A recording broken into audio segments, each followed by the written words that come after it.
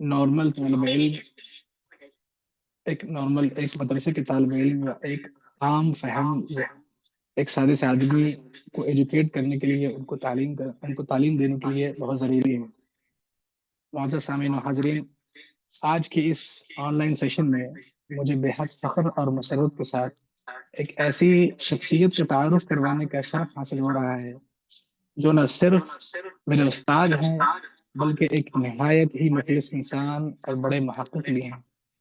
मैं बात कर रहा हूँ जनाब डॉक्टर अब्सार आफ़ताब अब्सार साहब जी, जो इस वक़्त Aligarh Muslim university Malappuram centre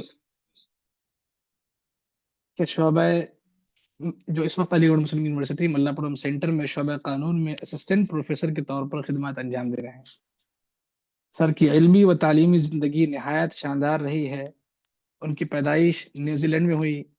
उन्होंने हाई स्कूल की degree Lucknow Indian council of secondary education से हासिल की और फिर Meghalaya board of education, Shillong से 12th का इम्तिहान पास किया। इसके बाद उन्होंने BA LLB Aligarh Muslim University से मुकम्मल किया और फिर मास्टर्स यानी LLM symbiosis law school Pune से किया। अपनी इल्मी जस्तजू को मज़ीद बढ़ाते हुए उन्होंने अलीगढ़ मुस्लिम यूनिवर्सिटी से पीएचडी मुकम्मल की। उनकी पीएचडी थीसिस यानी तहकीकी मकाले का उन्वान doctrine of plea bargaining and दिया इस्लामिक एंड रेस्टोरेटिव पर्सपेक्टिव पर मबनी था, जो कानून की एक नहायत अहम और हसास मौजू पर तहकीकी काम है। दरस तदरीस के मैदान में दरस तदरीस के मैदान में भी सर का तजुर्बा वसी है। उन्होंने तकरीबन 3 साल तक लॉयड लॉ कॉलेज में तदरीसी खिदमत अंजाम दी और बाद अज़ां अपनी इल्मी सलाहियतों की बुनियाद पर Aligarh Muslim university Malappuram centre के शोबा कानून में असिस्टेंट प्रोफेसर के तौर पर मुंतखब हुए। सर के स्टूडेंट और शागिर्द होने की हैसियत से मेरे लिए ये किसी एजाज़ और सआदत से कम नहीं कि मैं इन जैसे प्रोफेसर और माहिर कानून से इल्म हासिल करने का मौका पा रहा हूँ। इनकी तदरीस का अंदाज, इल्मी गहराई और तहकीकी सलाहियतें काबिल तहसीन हैं। हम सब के लिए एक निहायत शानदार मौका है कि हम उनकी गुफ्तगू से मुस्तफ़ीद हों और उनके इल्मी तजुर्बात से कुछ नया सीखें। मैं सर का तहे दिल से खैर मकदम करता हूँ और उनसे दरख्वास्त करता हूँ कि वो अपने ख़यालात हमसे शेयर करें। जज़ाकल्लाह खैर सर, इस नहायत हक़ीर सी दावत को पर लब्बैक कहने के लिए शुक्रिया। दुआ है अल्लाह तबारक व तआला से कि अल्लाह तबारक व तआला हम तमामी लोगों को इल्म में और मज़ीद इज़ाफ़ा करे, हमारे इल्म में मज़ीद इज़ाफ़ा करे। Over to you sir.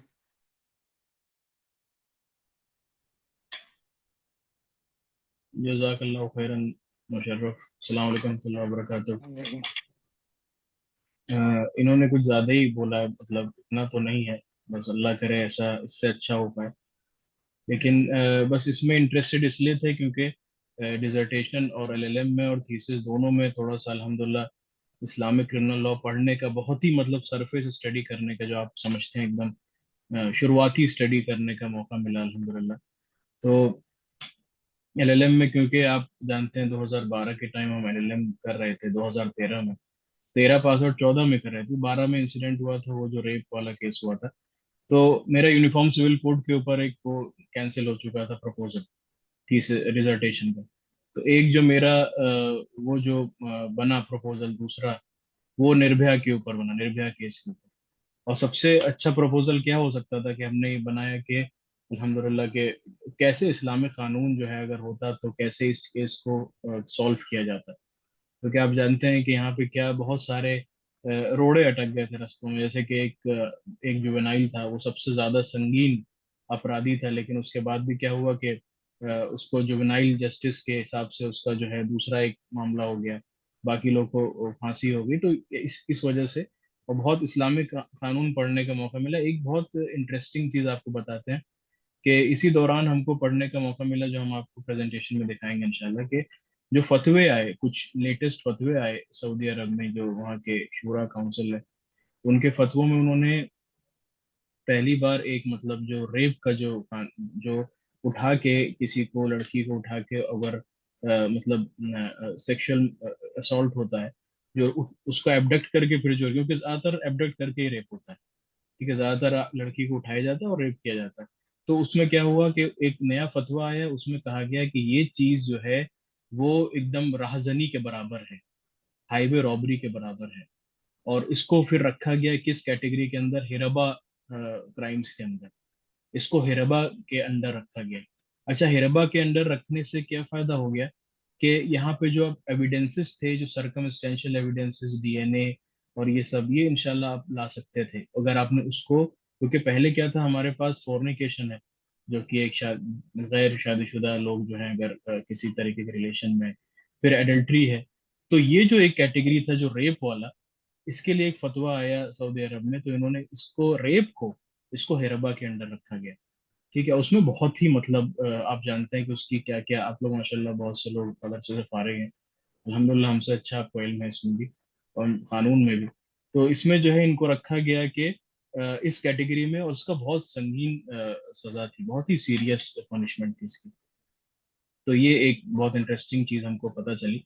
एक इंटरेस्टिंग चीज पता ये चली कि ठीक है, सऊदी अरब में जो है क्योंकि हम सऊदी अरब को इसलिए एग्जाम्पल दे रहे हैं आपको, क्योंकि देखिए वो टोटली इस्लामिक कंट्री नहीं है, लेकिन बहुत हद तक वो इस्लाम फॉलो करती है। अगर मैं आपको दिखाऊं, उनका 1992 का एक डॉक्यूमेंट है, जो कि आप अगर कहीं पे भी डालेंगे तो एक बहुत अच्छा, एक मतलब छोटा सा ससिंक्ट डॉक्यूमेंट आएगा आपके सामने, जो सऊदी अरब कॉन्स्टिट्यूशन है।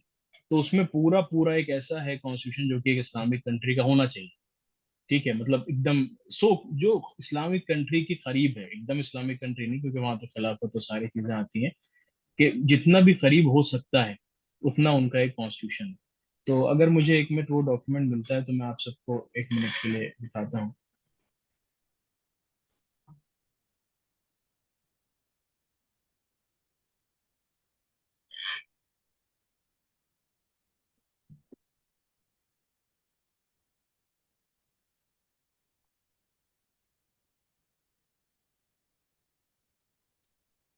ये शेयर स्क्रीन का अगर ऑप्शन आप खोल देंगे इसको, स्क्रीन शेयरिंग का ऑप्शन।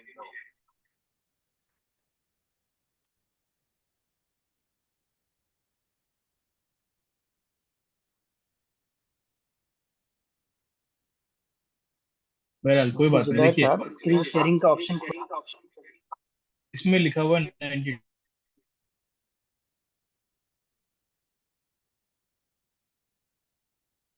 पूरा मतलब इसको कहा है कि अब इस डेट को हम लोग जो है एक जनरल प्रिंसिपल के कैसे गवर्न किया जाएगा सऊदी अरब को, वो हम उसको अडॉप्ट कर रहे हैं। उसकी शुरुआत हो रही है बिस्मिल्लाह रहमान रहीम, और उसके बाद जनरल प्रिंसिपल है, सबसे पहला आर्टिकल 1 है। उसमें बताया जाता है सोवरन अरब इस्लामिक स्टेट है, जिसका रिलीजन इस्लाम है। कॉन्स्टिट्यूशन उसका अल्लाह की किताब है कुरान, और अल्लाह के रसूल सल्लल्लाहु अलैहि वसल्लम की हदीस है, और अरेबिक उसकी लैंग्वेज है। ठीक है, तो ये सारी मतलब शुरुआत ही देखिए इस चीज से हो रही है। शुरुआत जो है वो इस चीज से हो रही कि बाकायदा शुरू में ही बता दिया गया कि हमारा कॉन्स्टिट्यूशन जो है कुरान और सही हदीस है, सुन्नत हदीस। तो ये पूरा शुरुआत है। फिर क्यों हम सऊदी अरब को लेते हैं, क्योंकि क्रिमिनल लॉ बहुत पूरे हद तक अगर आप किसी भी कंट्री से कंपेयर करेंगे, तो सऊदी अरब में ही क्रिमिनल लॉ एकदम फॉलो हो रहा है। एक थे प्रिंस सलमान, प्रिंस तुर्की थे, कभी आपने उनका नाम सुना, आप कभी डाल लीजिए लेकर नेट पे सर्च करेगा, प्रिंस तुर्की करके थे। तो वो प्रिंस के लीनिएज के थे, लेकिन क्या हुआ था कि उनसे कत्ल हो गया था।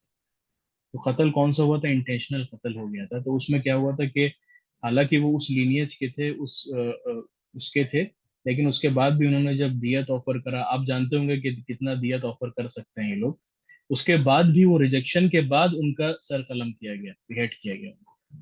तो जब हम रूल ऑफ लॉ की बात करते हैं, तो रूल ऑफ लॉ ये होता है, ये हमने अपने थीसिस में भी लिखा है, अपने डिसर्टेशन में भी लिखा है। तो ये रूल ऑफ लॉ होता है कि मतलब कोई है ही नहीं। रूल ऑफ लॉ का लिटरल सेंस हम लोग क्या लेते हैं कि there is no one above the law.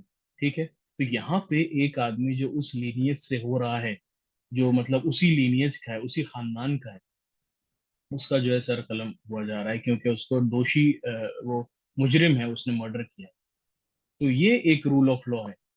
तो इसी में अब हम लोग थोड़ा शुरू करते हैं इसमें हमने एक ये बनाया, पीपीटी बनाया था। तो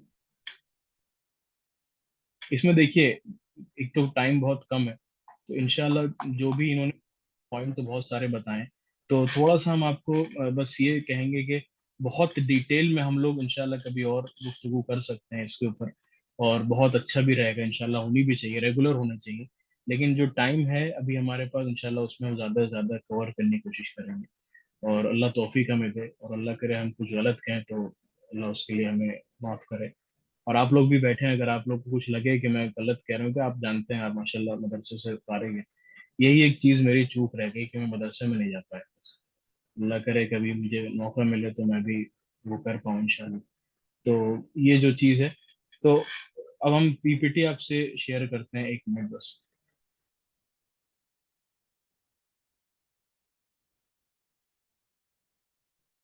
ओके, तो देखिए सबसे पहले जो है इस्लामिक क्रिमिनल लॉ, इसमें देखिए सबसे पहले क्या हम लोग देखते हैं कि हम लोग ने जब पूरी दुनिया में जो देखा है, एक तो ये हो जाता है कि सिविल अनरेस्ट हो जाता है, ऐसे निर्भया के टाइम पे हुआ, एकदम सिविल अनरेस्ट हो गया कि ये करो वो करो, उसको दोषी को कास्ट्रेट कर दो, केमिकल कास्ट्रेशन कर दो, ये कर दो वो कर दो। पहले तो ये एक होता है, इसकी वजह से कानून चेंज हुए होते हैं, ठीक है। तो वहां पे क्या होता है कि there are examples of rampant chaos civil unrest in nations where arbitrary dictatorial laws were imposed।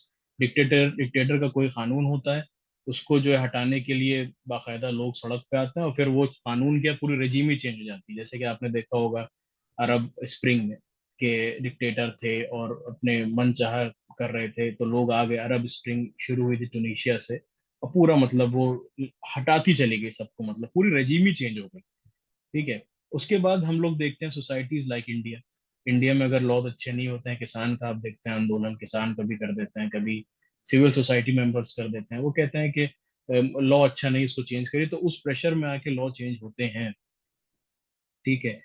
जहां तक हम इस्लाम की बात करते हैं, तो इस्लाम में जो रिलीजन, लॉ और सोसाइटी का एक ट्रायंगल है वो फॉलो किया जाता है, ठीक है। ये जो एक ट्रायंगुलर रिलेशनशिप है, 3 चीजों का रिलेशनशिप, लॉ सोसाइटी और रिलीजन, ये आपको कहीं और नहीं दिखेगा, क्योंकि कहीं पे सोसाइटी के प्रेशर में आके लॉ चेंज हो रहा है, ठीक है, कहीं पे और रिलीजन का कोई नाम ही नहीं है। क्योंकि हम जानते हैं, हम लोग जब लॉ पढ़े, आप सबने लॉ पढ़ा है, आपने केल्सन थ्योरी पढ़ी होगी, बाकी और भी थ्योरीज पढ़ी होंगी, उसमें रिलीजन को एकदम अलूफ करना चाहते हैं, एकदम रिलीजन को हटा दे। और जो जो कानून आ रहे हैं आजकल हर जगह, यूएस में, कि इंडिया में, कि एडल्ट्री भी क्राइम नहीं है, ये भी क्राइम भी नहीं, वो भी क्राइम नहीं, तो ये सबूत दे रहे हैं हमको कि आज जो लॉ बनता है इंडिया में, उसका रिलीजन से कोई मतलब नहीं। ये एकदम स्टार्क कॉन्ट्रास्ट है अगर हम उसको कंपेयर करें किसी भी इस्लामिक या सो कॉल्ड मुस्लिम नेशन को, क्योंकि वहां रिलीजन बहुत एक मेजर रोल प्ले करता है, ठीक है, रिलीजन, लॉ, सोसाइटी। तो ये जो एक ट्रायंगुलर रिलेशनशिप है, ये बहुत जरूरी है इस्लामिक नेशंस के लिए, ताकि लॉ भी प्रॉस्पर करे, अच्छे से इम्प्लीमेंट हो पाए, सोसाइटी प्रॉस्पर करे, और रिलीजन तो है ही जो गाइडिंग लाइट है, ठीक है। फॉर एग्जाम्पल हम आपको बताते हैं, सऊदी अरेबिया, सऊदी अरेबिया में सोसाइटी को कैसे रहना है, या फिर आज आज का नहीं, आज से 20 साल पहले का सऊदी अरेबिया रह लीजिए, जब आपके पास वो भी थे, मुतव्वा लोग भी थे, और जो रिलीजियस पुलिस भी थी, ये सब लोग भी थे। तो ये लोग क्या कर रहे हैं, ये सोसाइटी को उसी लिहाज से देख रहे हैं, या उसको इम्प्लीमेंट करना चाह रहे हैं जो रिलीजन ने बताया, ठीक है, जो रिलीजन ने बताया है उसी तरह से सोसाइटी बन रही है। लॉ कहाँ से आ रहा है, वो भी रिलीजन से आ रहा है। तो ये एक बहुत ही अच्छा रिलेशनशिप है, जो कि आपको बहुत यूनिक रिलेशनशिप है, जो आपको सिर्फ इस्लामिक नेशंस में मिलेगा। जैसे रसूलुल्लाह सल्लल्लाहु अलैहि वसल्लम के टाइम जब हम लोग जाते हैं, तो यही रिलेशनशिप है, देखिए, सोसाइटी, लॉ और रिलीजन। रिलीजन बता रहा है कि लॉ कहाँ से आ रहा है, रिलीजन से आ रहा है, सोसाइटी को कैसे रहना है, रिलीजन के हिसाब से रहना है, पर्देदारी होनी है, सूदखोरी नहीं होनी है, बेईमानी नहीं होनी है, और करप्शन नहीं होना है, तोल जो है एकदम सही से आपको करना है, नजरें नीचे करनी है, उसके बाद खलवत नहीं होना है। ये सारी चीजें जब होती हैं, उसके बाद जब क्राइम होता है, ये बहुत संगीन चीज होती है, ये बहुत सीरियस बात होती है।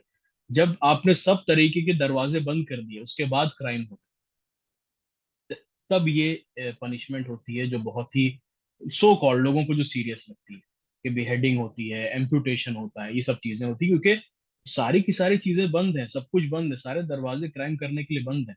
आप आज भी सऊदी में देखिए तो कोई पोर्नोग्राफिक साइट जो है नहीं चलती हैं वहां पे, ठीक है। व्हाट्सएप पे आज भी आप वीडियो कॉल और ऑडियो कॉल, शायद पता नहीं बैन है वहां पे, अभी कुछ दिन तक तो था, अब पता नहीं है कि नहीं। तो वहां पे अभी भी बहुत सी चीजें जो है बैन है। ठीक है, तो ये लॉ सोसाइटी रिलीजन का हमको एक ट्रायंगल समझना पड़ेगा रिलेशनशिप, अगर हमको किसी भी सोसाइटी का देखना है कि लॉ कहाँ से आ रहा है। ठीक है, इंडिया जो है, इंडिया में टोटली, और या फिर आप कॉमन लॉ ले लीजिए, कॉमन लॉ कंट्रीज, पूरा का पूरा लॉ सोसाइटी से आ रहा है, रिलीजन का अब कोई मतलब मकसद ही नहीं रहा। आप देख लीजिए, कहीं पे भी आप देख लीजिए, कोई भी लॉ आ रहा है वो totally based on society. Society कैसे हमारी जो है वो सेटिस्फाई रह पाए, क्योंकि सोसाइटी भी रिलीजन लेस हो रही है, उनको रिलीजन से कोई मतलब नहीं है। तो कैसे कि हमारी सोसाइटी हम सेटिस्फाई हम कर पाए, वैसे ही लॉ बन रहा है। ठीक है, तो it is a cumulative effect of this law society religion which determines the legal system in a given jurisdiction। ठीक है, तो लॉ एंड सोसाइटी। अच्छा, एक और चीज है जिसमें अगर आप जूरिस्प्रूडेंस आपने पढ़ा होगा तो आपको इसके ऊपर रिलीजन और लॉ के बीच में आपको बहुत बहसें मिलेंगी। ठीक है, बहुत बहस मिलेगी कि रिलीजन और लॉ, कि लॉ में रिलीजन होना चाहिए कि नहीं, या थोड़ा सा होना चाहिए, या मोरल पार्ट होना चाहिए, या एकदम ही अलूफ कर देना चाहिए। तो ये डिबेट आपको मिलेंगे। ठीक है, वहीं पर दूसरी बात, रिलीजन और सोसाइटी का आपको, ठीक है, बहुत आपको डिबेट मिलेगा। लेकिन ये जो तीन ट्रायंगुलर रिलेशनशिप है, ये आपको सिर्फ इस्लामिक सोसाइटी में मिलेगा, जहाँ पे हर एक ट्रायंगल, हर एक एंगल दूसरे को सेटिस्फाई कर रहा है। ठीक है, इसीलिए देखिए सक्सेस रेट है वहां पे। जब मैं अपना टाइम पे आपको बताता हूँ, जब हम डिसर्टेशन कर रहे थे, तो वहां पे जो मर्डर्स थे वो अराउंड 50 या 58 थे। ठीक है, मतलब डबल फिगर था। ठीक है, तो ये सब आप सोचिए, इंडिया के से कंपेयर आप कर लीजिए, जहाँ पे बहुत हैवी अंडर रिपोर्टिंग है, या फिर रेप से आप कंपेयर कर लीजिए, जहाँ पे हर कुछ मिनट में, यूएस में कुछ सेकंड्स में रेप हो रहा है। तो कहाँ पे आपको पैरामीटर क्या है, इम्प्लीमेंट कहाँ पे हो रहा है, कहाँ पे क्या फिगर्स है हमारे पास। ठीक है, तो अगर आप बहुत और भी आगे बढ़ जाइए, इनटू 100 कर दिए सऊदी पे, जहाँ पे लोग कहते हैं कि सऊदी में रिपोर्टिंग नहीं होती, ये नहीं होता, क्योंकि जो क्रिटिक होते हैं वो ये कहते हैं कि जो यहाँ ये सब कंट्रीज हमारी रिपोर्टिंग नहीं होती है क्राइम्स की। आप उसको इनटू 100 इनटू 1000 भी कर देंगे तो वो बहुत ही कम रहेगा as compare to these nations, जो बोस्ट करते हैं कि हमारे पास सबसे अच्छा लॉ है, हमारे पास डेमोक्रेसी है, हमारे पास सबसे एडवांस डेमोक्रेसी है। ठीक है, तो ये सारी चीजें आपको देखनी है। तो दूसरी बात ये है कि societal issues and the deficiency in the legal system of the USA, it inherited from the England, created conducive conditions for the introduction of the doctrine of plea bargain। देखिए, यूएस में जो लॉ आया वो और आपका, ये सारा common law की कंट्रीज है, ये सारे कॉमन लॉ की कंट्रीज है। ठीक है, लेकिन यहाँ पे जब आप सऊदी अरब के लॉ की बात करते हैं, तो वहां पे इन्फ्लुएंस था इस्लाम का। ठीक है, वहां पे कोई सोसाइटी का इन्फ्लुएंस नहीं था, वहां पे इस्लाम का इन्फ्लुएंस था। तो रिलीजन मेन बना, एक हेड हेड बना, जो कि आपको गाइड करेगा कि सोसाइटी कैसे चलनी है, लॉ कैसे बनना है। रिलीजन मेन गाइडिंग लाइट बना। ठीक है, जो कि सारे common law countries mostly devoid है, उनके पास religion as a guiding light नहीं है। उनके पास सिंपली सोसाइटी के क्या सेटिस्फेक्शंस हैं, सोसाइटी को क्या चाहिए, वही है। तभी आप देखिए, जो मोरालिटी का एक स्केल है वो गिरता जा रहा है। ठीक है, वो गिरता जा रहा है, मोरालिटी का स्केल गिरता जा रहा है, क्योंकि सोसाइटी दिन पर दिन और इमोरल हो रही है। राइट, तो और लॉज वैसे ही बन रहे हैं। ठीक है, तो ये एक डिफरेंस आप देखिए इस्लामिक कंट्रीज में और कॉमन लॉ कंट्रीज में। कुछ रेलेवेंट कुरान की आयतें हैं, जैसे कि never should a believer kill a believer but by mistake, if one so kills a believer, it is ordained that he should free a believing slave and pay compensation to the deceased family unless they remitted freely। ठीक है, whoever is killed inadvertently as by flogging or beating with a stick or being hit a stone, his blood price is 100 camels। तो ये हदीस है, हम सब जानते होंगे इंशाल्लाह। तो यहाँ पे देखिए, हम लोग जब इस्लाम को, जो वेस्टर्न मीडिया ये लोग पोर्ट्रे करते हैं कि इस्लाम में ये है, इस्लाम में बहुत पनिशमेंट ऐसी है। ठीक है, तो इस्लाम में एक बहुत ही यूनिक कॉन्सेप्ट है दिया का, बहुत यूनिक कॉन्सेप्ट है फॉरगिवनेस का, जो कि बताया गया है, जो कि कुरान की आयत में बताया भी गया है, उसको उसको एंडोर्स किया गया है। तो ये एक यूनिकनेस है, ये आपको कहीं किसी जुरिस्डिक्शन में मिलने ही नहीं वाली है, कहीं पे। कहीं कॉमन लॉ, अब जो है कॉमन लॉ, या फिर मैं आपको बताता हूँ, मैं जब थीसिस में हमने लिखा है, दो तीन ऐसे केसेस हैं जहाँ पे यूएस में इन लोगों ने मतलब एक कॉन्फ्रेंस करवाई विक्टिम की और जिसने क्राइम किया था। ठीक है, तो ये अब जाके चीजें उभर रही हैं, ये अब ये लोग रियलाइज कर रहे हैं कि देखिए, ये जो कोर्ट के थ्रू जो एक क्रिमिनल लॉ का वो है, वो इतना इफेक्टिव नहीं है जितना कि बाकी जो मॉडल्स हैं। जैसे कि इस्लाम में क़िसास के बाद आपको बता दिया गया कि आपके पास दियत भी है और आपके पास माफ करने का ऑप्शन भी है। ठीक है, ये जो दो चीज है, तो ये जो है इस्लाम बता रहा है, जिसकी तरफ दुनिया अब आ रही है, जिसको हम रिस्टोरेटिव जस्टिस कहते हैं, कि रिस्टोर कर देना। मतलब हमको ये नहीं देखना है कि क्राइम से क्या हुआ, कौन क्रिमिनल है, कौन क्या, हमें ये देखना डैमेज क्या हुआ, डैमेज कितना हुआ, डैमेज किसका हुआ, उसको उसको जो है कुछ भरपाई करने के लिए क्या चाहिए। तो इसका मतलब हम विक्टिम को सेंटर स्टेज पे ला रहे हैं। बाकी आप जुरिस्डिक्शन, कॉमन लॉ जुरिस्डिक्शन में देखेंगे तो विक्टिम तो चला जाता है। इंडिया में अगर कोई क्राइम होता है तो स्टेट आ जाता है विक्टिम बन के, जबकि वो विक्टिम है ही नहीं। ठीक है, विक्टिम को साइड कर दिया जाता है क्योंकि विक्टिम का कोई सही नहीं है। वो बेचारा विक्टिम दौड़ रहा है बुरी तरीके से, उसको कोई पूछ भी नहीं रहा है कि आपको चाहिए क्या। वो कहेगा मुझे नहीं चाहिए जेल में इसको डालना, मुझे पैसे चाहिए, क्योंकि उसके किसी का बेटे का इंतकाल हो गया, किसी की कुछ हो गया, जिसके घर में भूखों मर रहे हैं, लेकिन उनको कोर्ट में जाना है। और उसके बाद क्या होता है, सालों का कोर्ट में भी जाने के बाद कुछ साल की जेल मिल जाती है जिसने मारा था। इससे कुछ नहीं होता। ठीक है, तो यहाँ पे एक सॉल्यूशन है दियत का। जैसे हम आपको बताएं, इस्लाम आपके पाकिस्तान में भी दियत का ऑप्शन है। एक बहुत क्लासिक केस है। वहां पे क्या हुआ था कि 2006 में एक आदमी ने जो है, इस शक में कि उसका मतलब रिलेशन है किसी आदमी को उसकी बीवी के साथ, उस आदमी को मार दिया। ठीक है, 2006 का एक केस है। तो उसमें ये हुआ था कि उसने बाकायदा जाके कुल्हाड़ी से उस आदमी को मार दिया, क्योंकि उसको शक था इसका मेरे बीवी के साथ रिलेशन है। तो उसको पकड़ लिया गया और उसको मौत की सजा हुई। लेकिन उसको ये भी कहा गया है कि तुम्हारा दियत इतना सेट है। अच्छा खासा वो अमाउंट था उस टाइम के हिसाब से। ठीक है, उसने दियत पे कर दिया और फ्री हो गया। अच्छा, उस पैसे से क्या हुआ? वो औरत से जब पूछा गया कि तुम्हें सेटिस्फेक्शन मिला, उसने कहा बहुत सेटिस्फेक्शन मिला। मैं अगर ये मर जाता आदमी या कुछ भी होता, मेरा क्या जाता, मेरा तो एक ये जो है मतलब मेरा घर कैसे चल पाता। ठीक है, तो यहाँ पे दियत एक बहुत अच्छा ऑप्शन है। दूसरी बात ये कि फॉरगिवनेस, फॉरगिवनेस तो कहीं है ही नहीं। आप अगर कह लीजिए कंपेंसेशन को दियत से कंपेयर कर लीजिए, या फिर जो इंडिया में compensation schemes under the CrPC and number of laws, उसको तो आप कंपेयर कर सकते हैं। फॉरगिवनेस को तो आप कहीं से कंपेयर ही नहीं कर सकते। ठीक है, वो तो फॉरगिवनेस तो फॉरगिवनेस है, राइट? वो तो कोई, इट इज अनमैच्ड, कोई उसको मैच नहीं कर सकता। ठीक है। दूसरी बात, अब हम आते हैं थोड़ा सा किसास की तरफ, कि किसास में क्या होता है। प्रैक्टिस ऑफ किसास was restricted only to cases of intentional killing and intentional injury. ठीक है, इंटेंशनल जब हम बात करते हैं, कोई इंटेंशनल इंजरी कर देता है या इंटेंशनल किलिंग कर देते हैं तो किसास होता है। ठीक है, काजी बैठेगा, काजी उसको कन्विक्ट करेगा। कन्विक्ट कैसे होगा इसमें? यहाँ पे बियॉन्ड रीजनेबल डाउट चाहिए होते हैं एविडेंसेस। ठीक है, और यहाँ पे सर्कमस्टेंशियल एविडेंसेस पे ज्यादा तवज्जो नहीं दी जाती है। यहाँ पे डायरेक्ट एविडेंसेस को ज्यादा तवज्जो दी जाती है। जब तक कि अगर सर्कमस्टेंशियल एविडेंस जो है वो कॉन्क्लूसिव है तो शायद एक बार को देख लिया जाए, मगर यहाँ डायरेक्ट एविडेंस है। क्या डायरेक्ट एविडेंस है?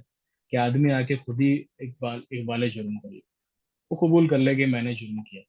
ठीक है, दूसरी बात क्या है कि दो लोग जो कि मोतबर लोग हैं सोसाइटी के, उन लोगों ने क्राइम होते हुए देखा है, उन्होंने मर्डर होते हुए देखा है, वो लोग कह दें हाँ हमने देखा है इसको कत्ल करते हुए, और वो दो लोग जो हैं मतलब बहुत ही अच्छे इंटीग्रिटी के हैं, बहुत ही अच्छे लोग हैं सोसाइटी के, जिनकी आप गवाही ले सकते हैं।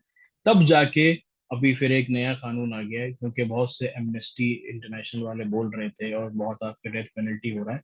तो अब यहाँ पे यह है कि सारे के सारे जो काजी बैठे होंगे बेंच में, उन सबका जो है कंसेंसस होना चाहिए डेथ पेनल्टी में। ठीक है, ये एक नया एक फतवा और आया है जो हमने मेंशन किया है इसमें। ये एक नया फतवा है वहां पे कि जब सबका कंसेंसस होगा कि इसमें डेथ पेनल्टी होगी, तब सभी डेथ पेनल्टी होगी। ठीक है, तो इन सब के बाद अच्छा, क्यों नहीं एविडेंसेस को ये किया जाता है? आपने कभी सुना होगा ये आपका मी टू जो एक चला था, मी टू कैंपेन जो चला था, वहां पे हर आदमी जो है हर औरत जो है लगा रही है आदमी के ऊपर कि इसने ये कर दिया था, उसने, वो आदमी जो है बेचारा छुपा हुआ बैठा हुआ है। ठीक है, तो यहाँ पे हम इस्लाम में जब एविडेंशरी स्टेटस की या एविडेंशरी स्टैंडर्ड की बात करते हैं तो वो बहुत स्ट्रिक्ट है। क्यों स्ट्रिक्ट है? क्योंकि वो जो है मतलब ना औरत का साथ दे रही है ना मर्द का साथ दे रही है, वो इंसाफ के साथ दे रही है। ठीक है, अगर क्राइम हुआ है तो उसका एक एविडेंस होना चाहिए, उसका एक स्टैंडर्ड सेट कर दिया गया है। उससे नीचे होगा तो बेनिफिट ऑफ डाउट आदमी को मिल जाएगा, ठीक है। अगर नहीं होगा तो वैसे ही होगा जैसे मीटू वाला जो कैंपेन हुआ था वो होगा, कि बहुत सारे लोग जो है अपना चले गए थे, और बहुत से लोग परेशान थे, जबरदस्ती के उनके ऊपर इल्जाम लग रहे थे, उनके पास कुछ था ही नहीं प्रूफ।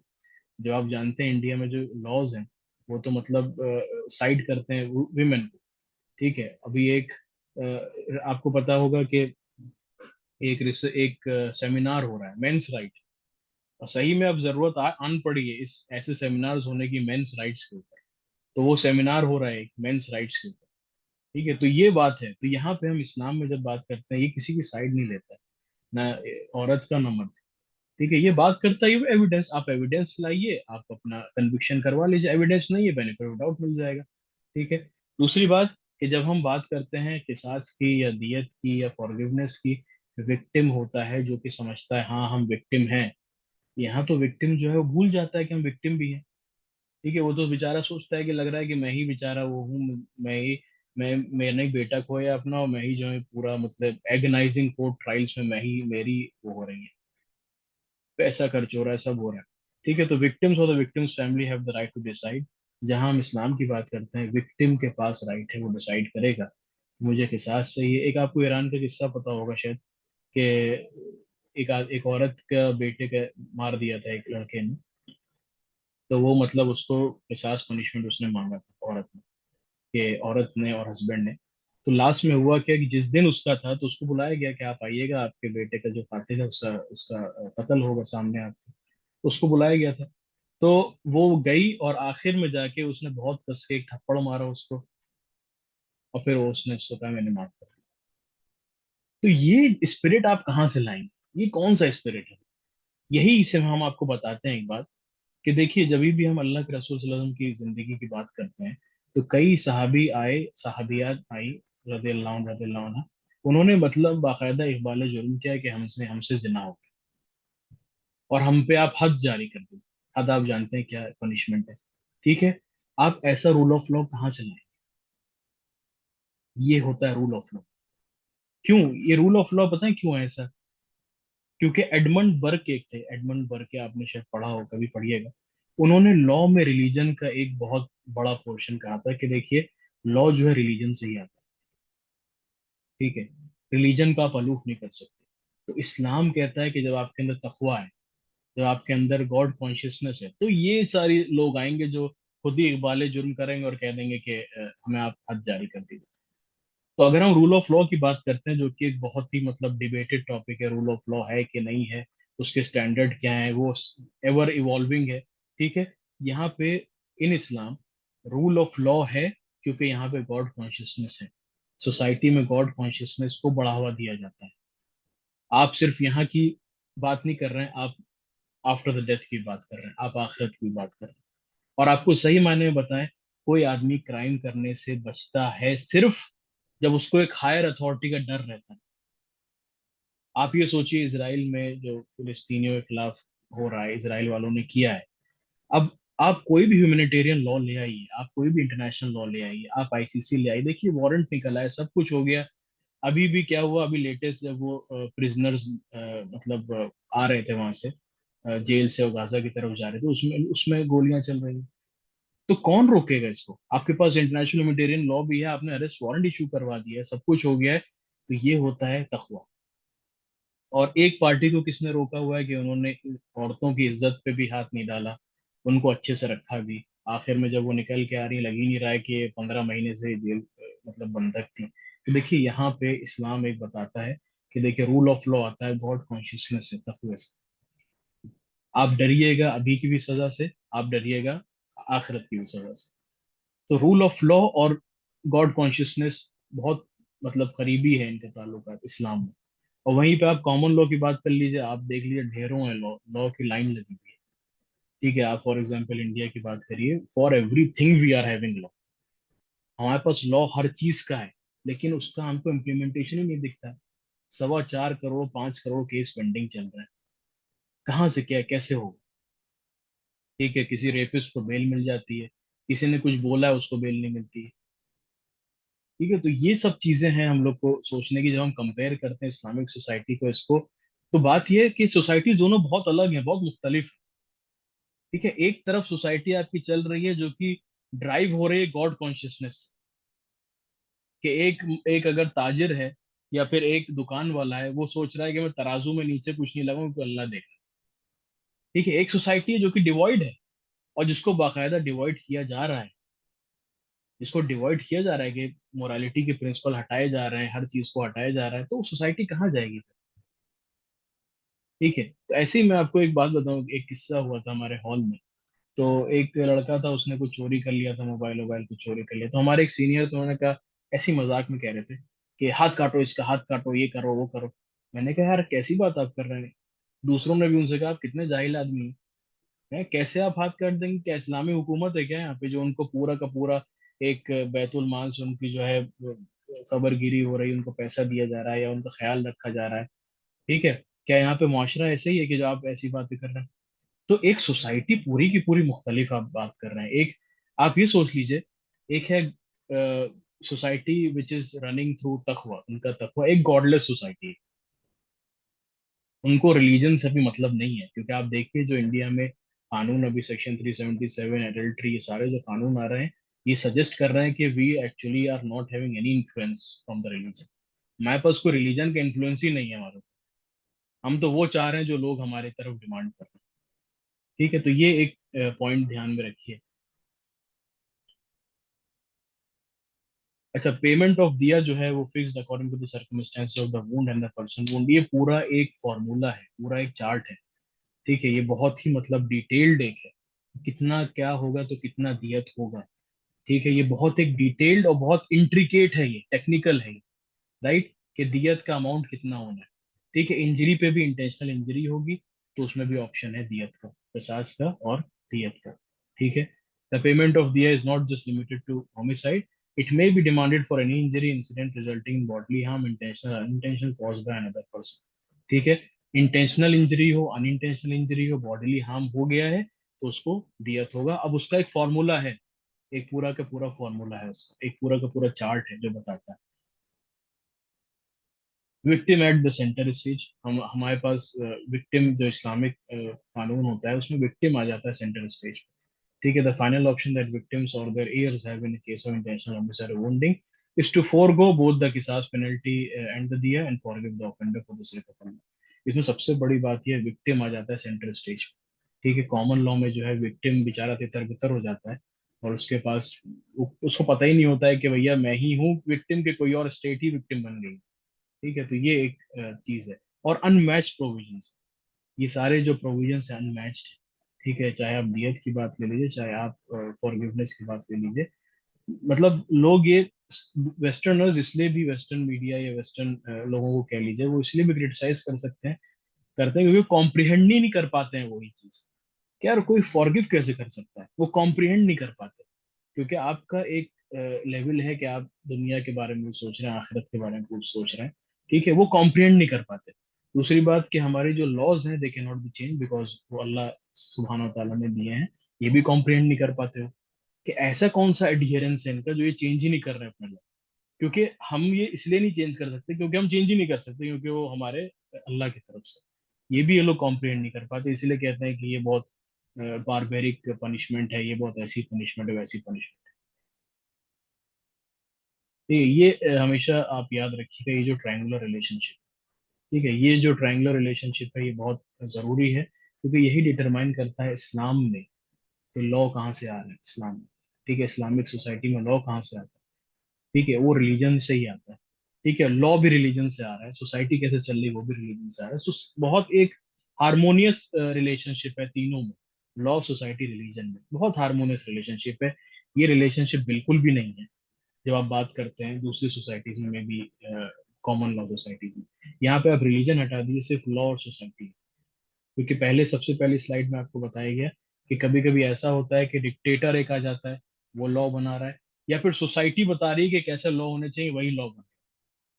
ठीक है, तो रिलीजन हट जाता है, बाकी सोसाइटीज में सिर्फ लॉ और सोसाइटी रह जाता है। लेकिन इस्लामिक कंट्रीज में लॉ, सोसाइटी और रिलीजन का ट्रायंगुलर रिलेशनशिप होता है।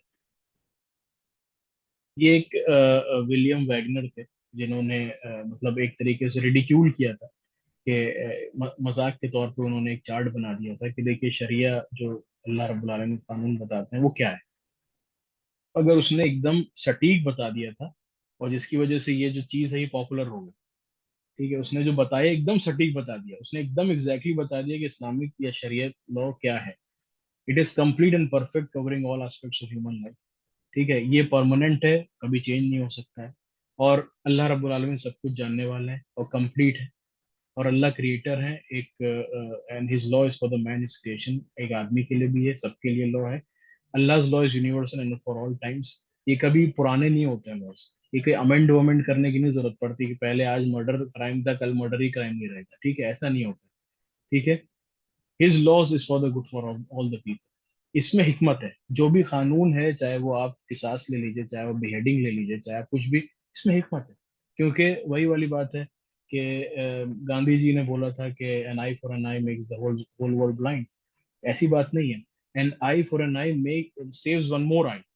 ये है बात, जो कि कुरान में अल्लाह रब्बुल आलमीन फरमा रहे हैं कि इसमें तुम्हारी हयात, तुम्हारी जिंदगानी है। ठीक है, तो जब हम देखते हैं an eye for an eye saves one more eye, ये ऐसे है क्योंकि जब ये कानून आप नाफिज कर देंगे सोसाइटी में और लोग देख रहे हैं कि इतना डिटरेंस है, तो वो दोबारा क्राइम नहीं करेंगे। क्योंकि अल्लाह रब्बुल आलमीन हमारा ये है, इस इस्लामिक सोसाइटी में ये है कि अल्लाह रब्बुल आलमीन हमारे रब है, और वो जानते हैं कि एक आदमी किस कैसे रोकने वाला है कुछ चीज करने से। तो ये लॉ इसीलिए है, यही चीजें वो कॉम्प्रिहेंड नहीं कर पाते, वो समझ ही नहीं सकते इसका एसेंस। ठीक है, ये वाली बात। और दूसरी बात, आप रिपोर्ट्स देख लीजिए, अब दुबई के कानून आप देख लीजिए फॉर एग्जाम्पल। कोई भी आदमी आपके इर्द गिर्द में जरूर दुबई या यूएई में होगा, ठीक है, आप उससे पूछेगा कि चोरी और डकैती और मर्डर और ये सारे सारे जो जितने भी जुर्म है, क्या तुमने देखे हैं, तुम्हारे आसपास होते हैं? और अगर होते हैं तो क्या होता है उसमें? आप पूछ लीजिएगा एक बार उससे, राइट। फिर ये वाले फतवे जिसके हम आपको बता रहे थे, जो आप एक एक पॉइंट आपने रेस किया था, मतलब इसका के ज्यूरिस्टिक विजडम। ठीक है, ज्यूरिस्टिक विजडम के ये कुछ एग्जांपल्स हैं जहाँ पे ये हुआ था कि for addressing some confusion in the society with respect to cases related to the homicide, drug trafficking, rape, to very important फतवास। एक 1981 में फतवा आया था, एक 2010 में आया था फतवा। ठीक है, इसमें ये हुआ था 1981 में कि it deals with the abduction, assault, rape and drug crimes. क्योंकि इसमें ये टेकन फॉर ग्रांटेड माना गया था कि जब कोई आदमी रेप करेगा तो एक औरत को एब्डक्ट करके ले जाएगा, असॉल्ट करेगा और रेप करेगा। ठीक है, फतवा और the direction on same controversial matters issued by the Islamic scholars who are entitled for that. Normally these fatwas are issued after long consultation using all the provisions already given in the fiqh. ठीक है, the फतवा in addition to declaring drug trafficking as हुदूद crime under the हेराबा category. ठीक है, हुदूद crime under the हेराबा category. अब आपको हम बता दें कि क्राइम में मतलब इस्लामिक उसमें क्या क्या मेन मतलब कैटेगरीज हैं क्राइम्स की। सबसे पहला हो गया हुदूद क्राइम। हुदूद मीन्स कि हुदूद क्राइम वो हैं जिसकी सजा मुतय्यन पहले से ही है कुरान में या हदीस में, फिक्स्ड सजा है, उसमें कोई भी फेरबदल नहीं होना है, उसमें दियत नहीं होना है, ठीक है, उसमें फॉरगिवनेस नहीं होनी, क्योंकि it is a crime against अल्लाह सुब्हानहू व तआला। ठीक है, हुदूद। ठीक है, हुदूद क्राइम्स वो होते हैं। हुदूद क्राइम्स में बहुत सारे क्राइम्स हैं, 6 कैटेगरी होती है मेनली। ठीक है, उन 6 कैटेगरी में आपका ये सब फोर्निकेशन हो गया, और वैसे ही जैसे रेप को जैसे हिरबा में रखा गया, तो यही मतलब आप करप्शन पैदा कर रहे हैं अल्लाह के सेट किए हुए ऑर्डर में। ठीक है, तो रेप को रखा गया, ड्रग ट्रैफिकिंग को रखा गया हिरबा कैटेगरी में। उसके बाद दूसरा इसी फतवे में, it further declare that the हुदूद crime of highway robbery should apply to the crime of abduction for sexual purposes, extending the definition well beyond the traditional meanings of the हिरबा। उसके बाद जो ये रेप की मामला है उसको भी हिरबा के अंदर रखा गया। दूसरा फतवा आया जो कि बहुत सारा प्रेशर था या क्या था, तो उसमें जो है फतवा एक सऊदी में आया कि death sentence can only be issued if approved unanimously by all the जजेस इन द केस। पहले क्या होता था, जो मेजोरिटी वोट अगर मतलब जजेस की बेंच है, उसमें मेजोरिटी ने अगर डेथ सेंटेंस का बात सुना दिया तो डेथ सेंटेंस हो जाएगा। अब यूनानिमसली सबकी वही राय होनी है, तब डेथ सेंटेंस दिया जाएगा। ठीक है, उसके बाद क्या हुआ, दियत की क्या रिलेवेंस है? दियत की रिलेवेंस ये है कि आप कहीं भी देख लीजिए, दियत कहीं ना कहीं फॉर्म में आपको मिलेगा, कहीं ना किसी फॉर्म में आपको मिलेगा। जैसे जापान में भी है, कोरिया में भी है, पूरे यूरोप में है दियत। Okay, by whatever name, नाम अलग होगा, इंडिया में भी है। इंडिया में भी आप देखिए कंपनसेशन स्कीम्स बहुत सारी हैं, ठीक है। उसके बाद आजकल नया एक ट्रेंड चालू हो गया है कि किसी का रेप हो जाता है तो अजीब और गरीब फैसले आ रहे हैं कि इनको 10 लाख रुपए दे दो, इनको ये दे दो, इनको वो दे दो, ठीक है। जहाँ पे दियत के कोई वो भी नहीं है, मतलब होना भी नहीं चाहिए। एक और केस आप देखिए, केरला का एनरिका लेक्सी एक केस है। एनरिका लेक्सी उनके शिप का नाम था, ठीक है। तो ये लोग इटालियन मरीन्स थे और इन्होंने अंदर घुस गए थे, इंडिया के वाटर्स में आ गए थे। तो इंडियन वाटर्स में आके इनको दो तीन लोग थे जो मतलब फिशरमैन थे केरला के। इनको पता नहीं था कि ये इंडियन बाउंड्री में आ चुके हैं। इनको ये लगा कि ये जो फिशरमैन है ये जो है पायरेट्स है, तो इन्होंने मार दिया। एक मर गया उसमें से, एक जख्मी हो गया, और बोट खत्म, खराब हो गई। अब उसमें हुआ ये है कि सब होने के बाद हाई कोर्ट में मसला पहुंच गया। उसके बाद परमानेंट कोर्ट ऑफ आर्बिट्रेशन, क्योंकि इंटरनेशनल वो था, तो परमानेंट कोर्ट ऑफ आर्बिट्रेशन में गया। उसके बाद ये हुआ कि 10 करोड़ रुपए, 10 करोड़ रुपए कंपनसेशन मिला इन तीनों को मिला। वो सिंपल फिशरमैन थे, और 10 करोड़ रुपए मिले। जो इसमें ज्यादा शेयर जो था उसका, जिसका मौत हो गई थी, उसके बाद दूसरा जो इंजर्ड था, तीसरा जिसकी बोट खराब हो गई, ठीक है। वो पता नहीं अभी पैसा मिला है कि नहीं, हाईकोर्ट रजिस्ट्री को जमा करना था इटली को, लेकिन पता नहीं वो अभी तक मिला है कि नहीं। मगर 10 करोड़ रुपए मिला था। अब आप ये सोचिए कि इटालियन मरीन्स को, चाहे तो इटली में चाहे तो इंडिया में, अगर सजा होती तो वो ज्यादा बेनिफिशियल था, वो बेचारे फिशरमैन की फैमिली के लिए। या 10 करोड़, दो दो, एक एक, डेढ़ डेढ़, 3 3 करोड़ रुपए इन तीनों को मिल गया फैमिली वालों को, वो बेनिफिशियल है, ठीक है। तो ये एक बात है, कंपेंसेशन स्कीम्स, ठीक है। वो कंपेरेबल है, but it is not comparable, एकदम दिया की तरह नहीं है, ठीक है। ओके। अब हमारे पास आईपीसी है, उसमें भी ये सारी कुछ प्रॉब्लम्स हैं आईपीसी में, जो हम लोग देखते हैं, पढ़ते हैं, आप लोग खुद जानते हैं, ठीक है। ये सारी प्रॉब्लम्स जो हम लोग देखते हैं यहाँ पे, law seems to be irrelevant, less sensitive, least deterrent and ineffective, ठीक है। अभी एक केस हुआ था, उसमें एक आदमी को मतलब बेल मिल गई थी, ठीक है। आप देखते हैं कि जब ये आपका कौन सा केस हुआ था, निर्भया वाला केस हुआ था, सोसाइटी को क्यों आना पड़ा? क्योंकि उनको लग रहा था कि रेप का कानून जो है वो सही नहीं है। उसके बाद आपका डेथ सेंटेंस और सारे जो चीजें हैं वो शुरू हुई, ठीक है। जो मतलब एक justice J S Verma committee report आई, उसमें गैंग रेप और उसके बाद आपका रिपीटेड ऑफेंडर, ये सारे लोगों को डेथ सेंटेंस दिया गया। फिर और भी चीज़ों को क्राइम बनाया गया, स्टॉकिंग को और वोयरिज्म को, ये सारी चीज़ें। अभी इंडिया में आप देखिए कि it is one of the most strict regime of law, सबसे ज़्यादा सख्त कानून है यहाँ पे सेक्सुअल असॉल्ट की। वन ऑफ द सब, मतलब सख्त कानून है। क्या हो रहा है सोसाइटी में, इफेक्ट आप क्या देख रहे हैं? आप इसलिए नहीं देख रहे हैं effect, because of these reasons. Extra judicial and non judicial ways हैं, करप्ट प्रैक्टिसेस हैं prevalent in the lower courts, nexus है defence of prosecution lawyers and use of political other influence. जैसे फॉर एग्जांपल हम आपको बताएं, एक वहाँ का 30 हजारी कोर्ट का एक वो है, मतलब हमारे दोस्त ने उससे पूछा था, एक मसला था। तो वो गया हमारा दोस्त प्रोसिक्यूटर के पास, उसने कहा तुम प्ली बार्गेनिंग क्यों नहीं करवा रहे हो? प्ली बार्गेनिंग के लिए जाओ, बहुत जल्दी से केस हो जाएगा, तुम्हें फौरन वो मिल जाएगा, मतलब कन्विक्शन भी मिल जाएगा, और जल्दी से केस रफा दफा हो जाएगा, ठीक है। उसने कहा अगर ये हो जाएगा तो मुझे हर डेढ़ पैसा कैसे मिलेगा? तो ये मतलब ये एक वो है, बहुत सॉरी स्टेट ऑफ अफेयर्स है, ठीक है। हर आदमी मतलब अजीब गरीब उसमें है, ठीक है। तो all these have rendered inefficiency to the IPC. आप जानते हैं बहुत ज्यादा पेंडेंसी ऑफ केसेस है।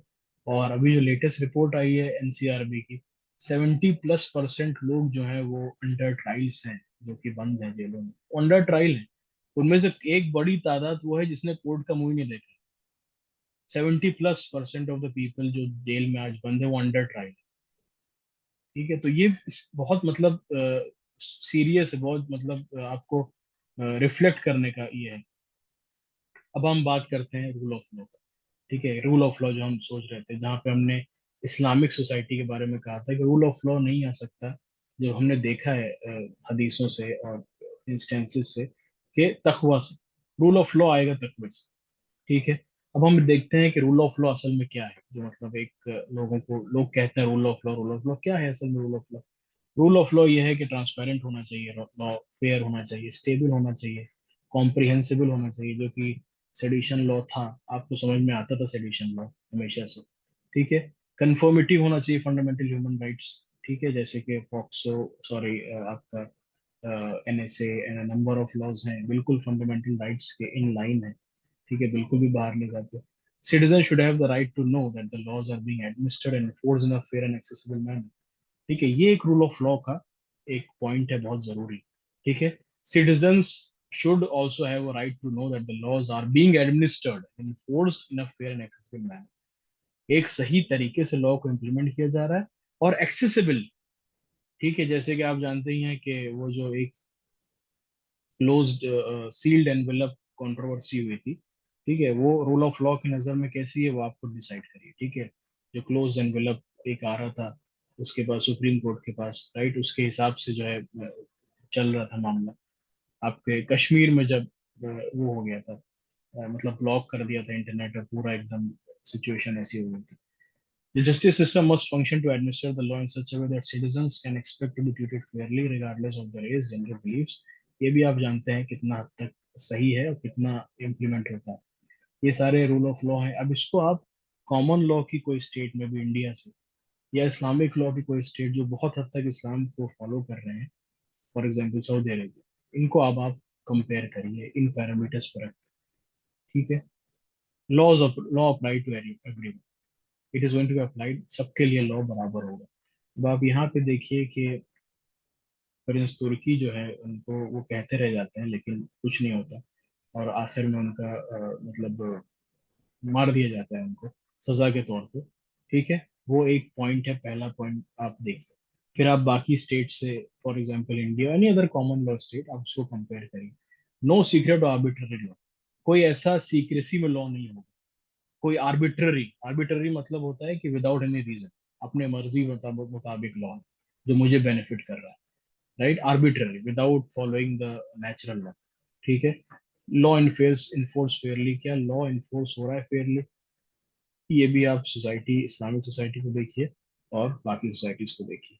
Fair system of justice, fair system of justice कहाँ है? ठीक है, किस चीज पे मबनी है जस्टिस, मतलब कानून किस चीज पे बना हुआ है?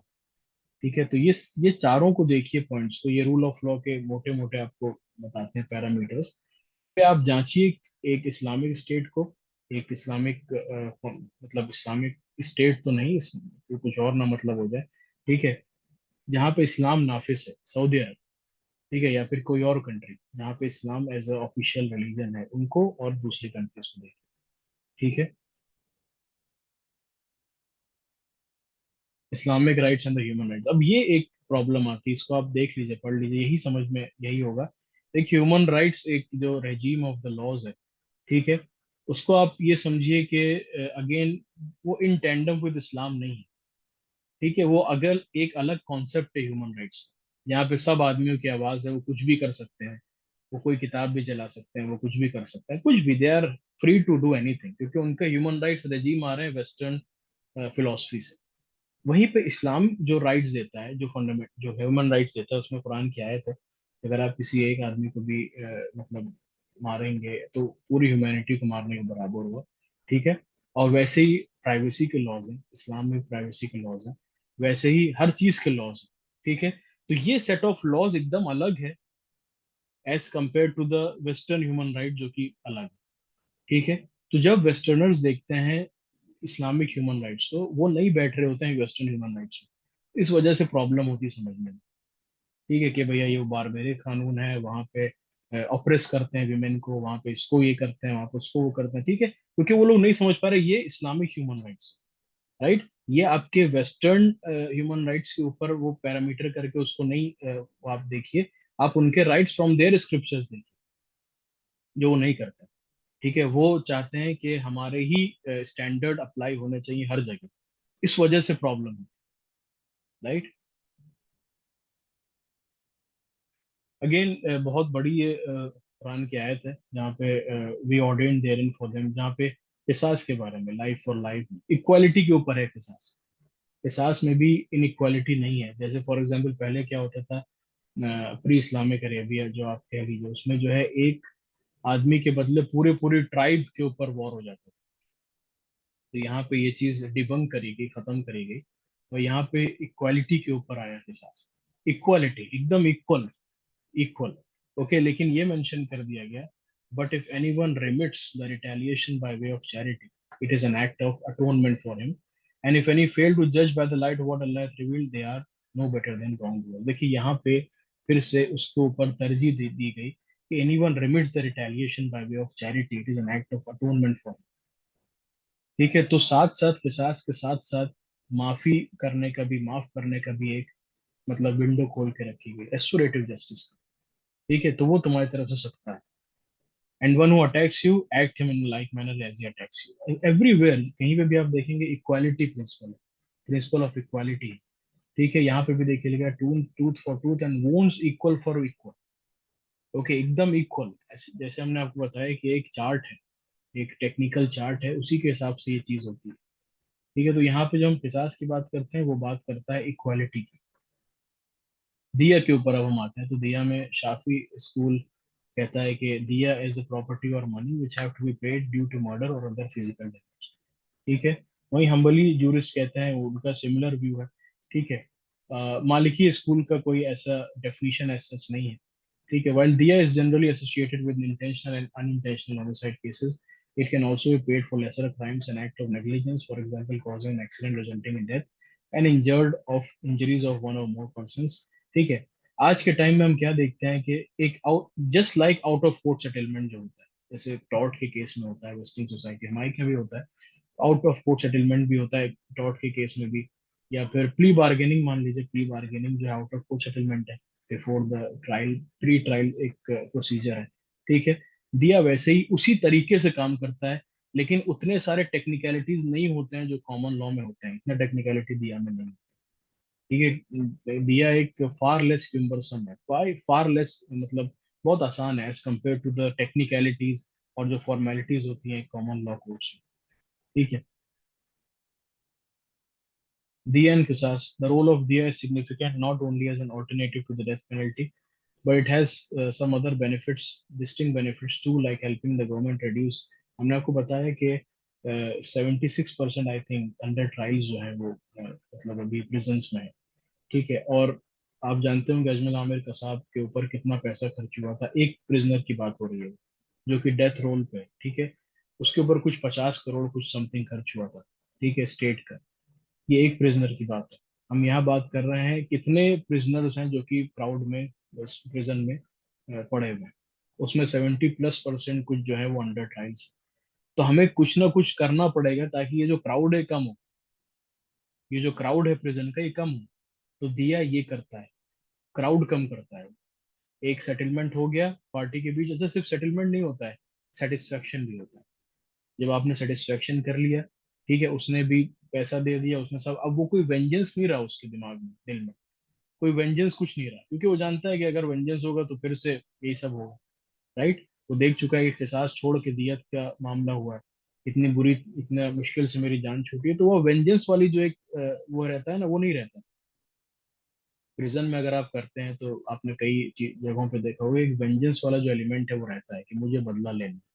ठीक है, तो सिर्फ दियत ये नहीं करता है कि डेथ पेनल्टी से बचा लिया और आदमी ने किसास की जगह डेथ पेनल्टी कर लिया, उसने क्या किया कि क्राउड का ओवर, प्रिजन का ओवर क्राउडिंग भी खत्म कर दिया। आप यूएस की जब बात करते हैं तो यूएस में जो है नंबर ऑफ प्रिजनर सबसे ज्यादा है दुनिया में, जो प्रिजन्स में है। ठीक है, और फिर जो निकल के फिर वापस आने की टेंडेंसी है वो भी सबसे ज्यादा यूएस में। ठीक है, कि मतलब एक सजा से खत्म हुए, दूसरी बार फिर क्राइम कर दिया, फिर जेल में पहुंच गए। ठीक है, तो ये है। तो यहाँ पे हम अगर पूरे दुनिया की बात करेंगे या फिर एक मतलब कुछ कंट्रीज जैसे यूएस हो गए, यूके, इंग्लैंड हो गया या इंडिया हो गया, यहाँ पे रेस्टोरेटिव जस्टिस की इस वक्त डिमांड है, उसको चाहिए, जैसे रेस्टोरेटिव जस्टिस चाहिए। ठीक है, दियत जैसे एलिमेंट्स हैं, कि दियत जहाँ पे एक out of court type settlement हो जाए, और प्रिजन की जो है वो क्राउड ना बढ़े। ठीक है। Bring the cost of prisoners maintenance down in speedy settlements in heat and run cases with the poor. जैसे कि इंडिया में सबसे ज्यादा आप देखते होंगे हिट एंड रन विक्टिम्स। अब तो खैर लॉ भी बदल गया है, लेकिन ये बहुत एक सिलसिला होता है, केस बहुत सारे इसके होते हैं। ये एक क्लासिक केस है जिसमें दिया जा सकता है, क्लासिक केस। क्योंकि यहाँ पे क्या हो रहा है कि एक ब्रेड विनर था, वो बेचारा चला गया। ठीक है, अब लोगों को क्या चाहिए, उसके माँ बाप को या फिर उसकी फैमिली को क्या चाहिए? उसको इनकारसरेशन, जेल नहीं चाहिए उस आदमी ने जो करा, उसको पैसे चाहिए। जी नहीं, जिसको जाना था वो चला गया। ठीक है, तो रिस्टोर कुछ कुछ हद तक वो पैसे कर सकते हैं, इनकारसरेशन नहीं करेगा रिस्टोर। क्योंकि इनकारसरेशन तो एक अलग थ्योरी पे बेस्ड है, रेस्टोरेटिव जस्टिस पे नहीं है। वो तो उसको कर रहा है कि किसने किया उसको सजा दो। रेस्टोरेटिव जस्टिस काम कर रहा है किस पॉइंट पे, कि क्या डैमेज हुआ, उसको भरने के लिए क्या करना चाहिए। Think about the victim. Okay, तो विक्टिम सेंट्रिक है। तो यहाँ पे ये these type of things are needed, right. अच्छा, जब हम बात करते हैं एविडेंसेस की इस्लाम में, कि इस्लाम में एविडेंस ये है, तो ये सारी कुछ आयतें हैं, सारी नहीं है, कुछ आयतें हैं जो कि बताती हैं कि आपको एविडेंस देना ही देना है, आपको छुपाना नहीं है। क्यों? क्योंकि आपके रब ने कह दिया। ठीक है, तो यहाँ पे देखिए एक सोसाइटी का जो एक स्ट्रक्चर है वो रिलीजन बेस्ड है। ठीक है, religion, society and law. Religion, society and law, यहाँ पे कहीं डिस्टर्ब नहीं हो रहा है ट्रायंगल्स में कुछ भी, एक बहुत ही हार्मोनियस रिलेशनशिप है। ठीक है। And cover not truth with falsehood nor conceal the truth when you know what it is. ये सब चीजें हैं जो कि आदमी को बतानी ही बतानी है, अगर उसको पता है। ठीक है, छुपाना नहीं है, वो गलत बयानी नहीं करनी। ठीक है, क्योंकि यहाँ पे आदमी सिर्फ अभी का नहीं सोच रहा है, वो जानता है अल्लाह सब जानता है, और हमें आखिरत में पता चल जाएगा। तो सोसाइटी में ये जो चीज है, एक हायर पावर का इन्फ्लुएंस होना, एक हायर अथॉरिटी के बारे में सोचना, ये एक आदमी को मतलब बहुत जरूरी है। ठीक है, मगर जहाँ पे एक सोसाइटी के मोरल्स डाउन हो रहे हैं और मोरालिटी वाला मामला खत्म हो रहा है, तो वहां पे कैसे हम उम्मीद कर पाएंगे कि ग्रास रूट लेवल से एक रेवोल्यूशन आ जाए और सब कुछ खत्म हो जाए, करप्शन एकदम से? ये थोड़ा सा मुश्किल है, मतलब सोचना भी। ठीक है, ये सोचना ही मुश्किल है। If anyone slew a person, unless it be for murder or for spreading mischief in the land, it would be as if he slew the whole mankind. And if anyone saved a life, it would be as if he has saved the life of the whole mankind. ये आदमी को रोकता है murder करने से, किसास तो रोक ही रहा है। किसास, जब जो किसास देख लिया उसने, अपने सामने सजा देख ली, आदमी का सर कलम होते हुए देख लिया, वो तो रोक ही रहा है। लेकिन ये भी रोक रहा है आया, जहाँ पे ये कहा गया कि तुमने इंटेंशनल मार दिया, तो एज इफ तुमने होल मैनकाइंड मार दिया। ये मतलब सेक्रेडनेस है एक ह्यूमन लाइफ। ठीक है, ये एक सैंक्टिटी है, ये एक मतलब ह्यूमन लाइफ की एक, ये मतलब कह लीजिए औकात है इस्लाम में। ठीक है, जो कि मतलब डाइल्यूट होती है दूसरे और जुरिस्डिक्शंस में, जहाँ पे एक जो है पूरों के बराबर है। ठीक है, बचा लिया तो पूरे आपने बचा लिए। ये एक, ये जो चीज है, ये एलिमेंट्स है, ये जरूरी है समझ। ठीक है, तभी एक रेवोल्यूशन जैसी चीज आ सकती है। ठीक है, ये जो एक तरीके का एनलाइटनमेंट है, ये जरूरी है। ठीक है, कि एक human life, it is so sacred. Okay, one human life is very sacred, बहुत सेक्रेड है। आप नहीं उसको छू सकते, आप उसकी इज्जत पे नहीं हाथ डाल सकते। ठीक है, आप उसका मजाक नहीं उड़ा सकते, आप उसके नाम नहीं बिगाड़ सकते। ठीक है, आप उसके खिलाफ बुग्ज नहीं रख सकते, जलन हसद नहीं कर सकते, उसकी गीबत नहीं कर सकते, चुगली नहीं कर सकते। मतलब आपको देखिए, एक बॉडी जब आदमी लेके निकल रहा है बाहर, तो वो क्या क्या लेके निकल रहा है? अपनी फिजिकल बॉडी, अपनी इज्जत और अपनी प्रॉपर्टी। ठीक है, और आपके लिए जो अल्लाह के रसूल सल्लल्लाहु अलैहि वसल्लम का आखिरी खुतबा था, उसमें कह दिया कि ये तीनों चीजें तुम्हारे पर हराम है दूसरे मुसलमान की। ठीक है, ब्लड, और उसकी प्रॉपर्टी, और उसकी इज्जत। ठीक है, अब आप सोचिए, ये सब चीजें हैं जब जाके हम देखते हैं कि क्यों ऐसा, मतलब क्यों ऐसी सोसाइटी इतनी, मतलब कैसे वो है।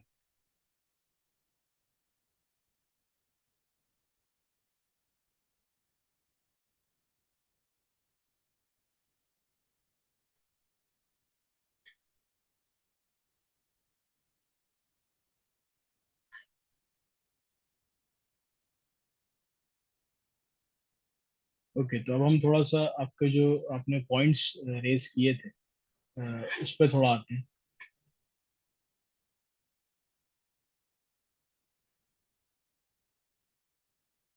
इसी बीच में अगर किसी को कोई सवाल है तो प्लीज पूछिए।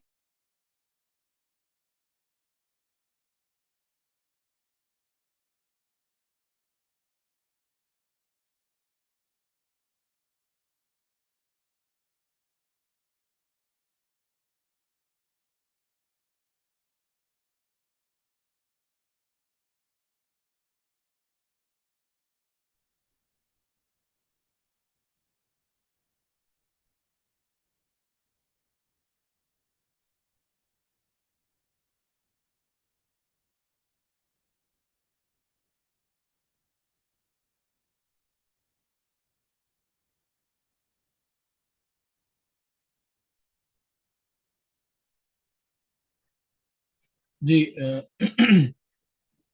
बताइए।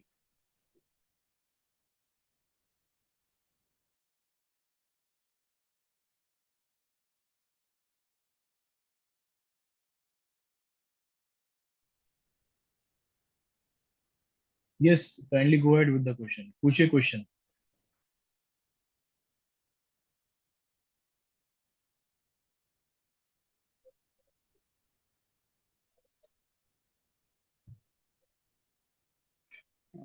उससे गुजारिश है कि अजीम शान साहब को अनम्यूट कर दिया जाए।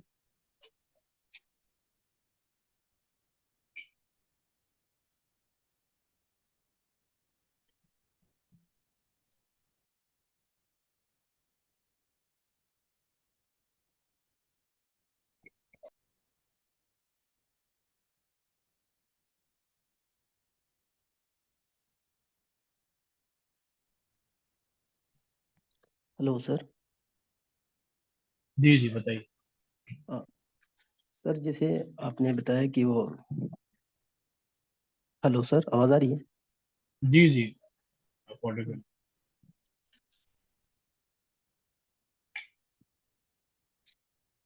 जी पूछिए, आप ऑडिबल। जी। हेलो सर, बोल रहे हैं जैसे कि आपने बताया कि हदूद है, क़िसास है।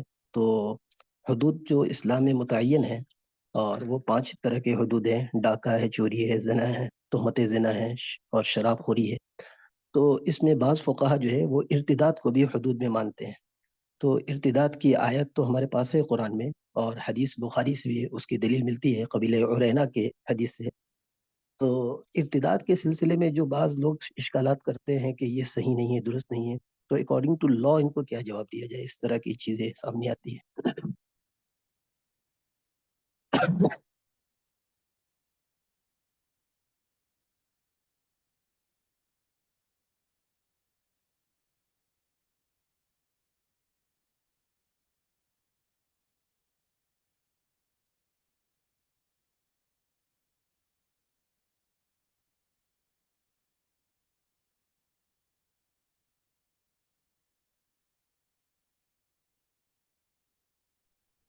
जी मैं म्यूट था मैं। जी देखिए, इसमें थोड़ा सा एक वो है, मतलब कॉन्फ्लिक्ट कह लीजिए, या जो भी के 5 हैं कि 6 कैटेगरी है, वट एवर।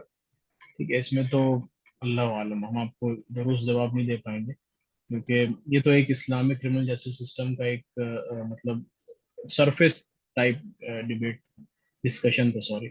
ठीक है, उसके बाद ये जो मसला है इसमें तो हम आपको नहीं बता पाएंगे, अल्लाह आलम क्या इसमें है, कि ये है कि नहीं है। हम तो आपको बस ये बताने आए हैं कि देखिए, इस्लामिक क्रिमिनल जस्टिस सिस्टम में ये सारे क्राइम्स है। ठीक है, ये ऐसे ऐसे क्लासिफिकेशन होता है, और उसका उसका comparison with the common law countries. ठीक है, तो इंशाल्लाह हम इसके बारे में जरूर पढ़ेंगे, और हम फिर आपको बताएंगे इंशाल्लाह। जी सर, शुक्रिया। जज़ाकल्लाह खैर। जी बताइए, कैसे डिबेट, कैसे हम डाउट क्लियर कर सकते हैं फेलो इसका क्रिमिनल जस्टिस सिस्टम इस्लाम के उसमें। देखिए, बात यह है, वही ऐसे ही डाउट हमें क्लियर करना है कि ये कोई सोसाइटी, कोई वो नहीं है कि मतलब यूएस सोसाइटी, वेस्टर्न सोसाइटी है। इनकी भी एक अपनी हिस्ट्री है, इनकी भी अपनी हिस्ट्री जो कि डराइव होती है इनके रिलीजन से।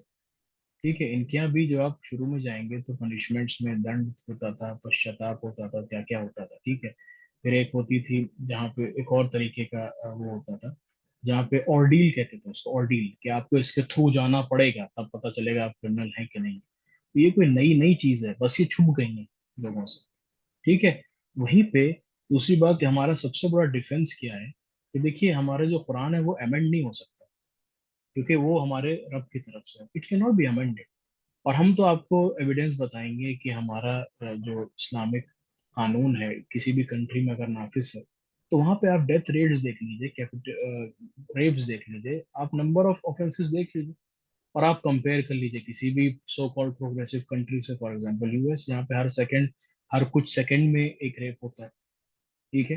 तो ये वाली चीज है, ऐसे आप डिफेंड कर सकते हैं, बिल्कुल डिफेंड कर सकते हैं। ठीक है। तो ऐसे ये डिफेंड करिए कि देखिए it can not be amended, it can not be amended and it is actually very very effective as well. ठीक है, इफेक्टिव है हर तरीके से। क्योंकि देखिए बस एक बात यह है कि एक सोसाइटी, एक पूरा ग्रास रूट लेवल सोसाइटी खड़ी हो रही है, जहाँ पे एक आपको कह दिया गया है कि इल्म हासिल करना आपका जो है फर्ज है, आपको इल्म हासिल करना है। ठीक है। आपको कह दिया गया है कि आपके माँ बाप की खिदमत करना आपको करना ही है। ठीक है। उसके बाद कह दिया गया है कि आपको नमाज पढ़नी है। उसके बाद आपको कह दिया गया है कि आपको नजर नीचे रखनी है। उसके बाद कह दिया गया आपको किसी हराम काम में नहीं पड़ना है। ठीक है। उसके बाद कह दिया गया कि आपको मतलब ऐसे जगह पे नहीं जाना है जहाँ पे आप मतलब इंटरमिक्सिंग हो रही है ऑफ जेंडर्स। ठीक है। ये सारी चीजें हो गई। ठीक है। अब आपकी एक सोसाइटी बन रही है, अब एक सोसाइटी बन रही है जहाँ पे रेप मतलब और फॉर्निकेशन, एडल्ट्री, ये सब बहुत मुश्किल है होना ही, क्योंकि वो फॉर्डर जो है वो स्टेट ने दिया ही नहीं है, वो चीज स्टेट ने दी ही नहीं है। आपके हाथ में मोबाइल है लेकिन आप पोर्नोग्राफिक साइट नहीं देख सकते। ठीक है। वो अलग बात है, अभी आजकल के मीन्स हम सऊदी को नहीं जानते कि उनके पास नेटफ्लिक्स और ये सब है कि नहीं है, मगर हम एक आपको बात बता रहे हैं, ये सब चीजों का एक्सपोजर नहीं है। ठीक है। आपका माइंड पल्यूट नहीं किया जा रहा है। ठीक है, कि आप जो है इमोरालिटी की तरफ जा रहे हैं। इन सब के बाद अगर एक ऑफेंस होता है जैसे मर्डर या रेप या फिर फॉर्निकेशन या फिर एडल्ट्री, तो उसके बाद पनिशमेंट है। वो पनिशमेंट है, एक पनिशमेंट है, और महीनों तक वो क्राइम नहीं हो, क्योंकि वो आदमी डेटर, आप उससे कहिए कि देखिए डेटरेंट इफेक्ट है उसमें, और आदमी डेटरेंट इफेक्ट से ही रुकता है।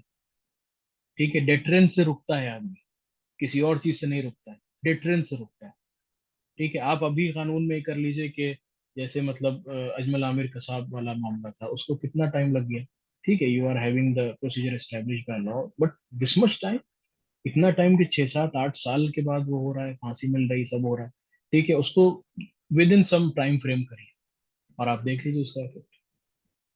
ठीक है। तो डिटरेंस, क्योंकि अल्लाह रब्बुल आलमीन जानते हैं नेचर आदमी, ठीक है, किस चीज से वो रुक रहा है, किससे रुकेगा। ठीक है। इसीलिए डिटरेंस, डिटरेंट पनिशमेंट, बहुत सारी थ्योरीज ऑफ पनिशमेंट। ठीक है। जो सऊदी अरब जो करता है फॉलो, वो रेट्रीब्यूटिव थ्योरी करता है और डिटरेंट पनिशमेंट करता है, deterrent theory of punishment. Right. हम लोग वो अभी फॉलो नहीं कर सकते हैं। यस, आप कह सकते हैं कि हमारे पास डिटरेंट थ्योरी है, क्योंकि नंबर ऑफ क्राइम्स के लिए हमारे पास बहुत सख्त सजा है, लेकिन इम्प्लीमेंटेशन नहीं हो रहा ना, नहीं हो पा रहा। तो ऐसे आप जो है डाउट्स क्लियर कर सकते हैं। ठीक है। डाउट ऐसे क्लियर कर सकते हैं कि ब्रेड चोरी करने पे हाथ नहीं कटता है, उसका एक प्रोसीजर है, उसकी एक कीमत है, उसका एक ट्रायल है, उसके विटनेसेस हैं, और विटनेस के जो स्टैंडर्ड्स हैं, एविडेंशियरी स्टैंडर्ड्स जो है वो बहुत हाई है इस काम में। ठीक है। बहुत हाई स्टैंडर्ड एविडेंसेस चाहिए होते हैं। ऐसा नहीं किसी ने जो है किसी की पड़ी हुई ब्रेड जो चोरी कर ली उसका हाथ कट गया, नहीं, ऐसा नहीं है। ठीक है। ऐसे आप डाउट्स क्लियर कर सकते हैं उसको इंशाल्लाह। ठीक है। शुक्रिया जी सर। बताइए। दूसरा क्वेश्चन ले लीजिए।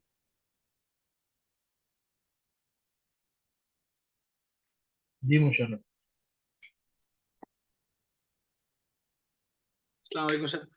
सर असल में ये भाई इन्होंने जो क्वेश्चन पूछा था सर, इसमें थोड़ा सा मैं कुछ ऐड करना चाहूँगा। आप तमाम हज़रात से दरख्वास्त है कि अगर कुछ उसमें वो हो तो मैं उसको थोड़ा सा देखें। जैसे अभी इन भाई का क्वेश्चन ये था कि अगर मतलब जो वो हदीस है, मन बद्दल दीन फ़क़्तुलूह, कि जो अगर कोई अपना दीन बदल ले, मुर्तद हो रहा है तो उसे कत्ल कर दिया जाए। तो उसके जस्टिफिकेशन के लिए पूछ रहे थे कि हम इसको किस तरीके से अक़ली तौर पर जस्टिफाई करें।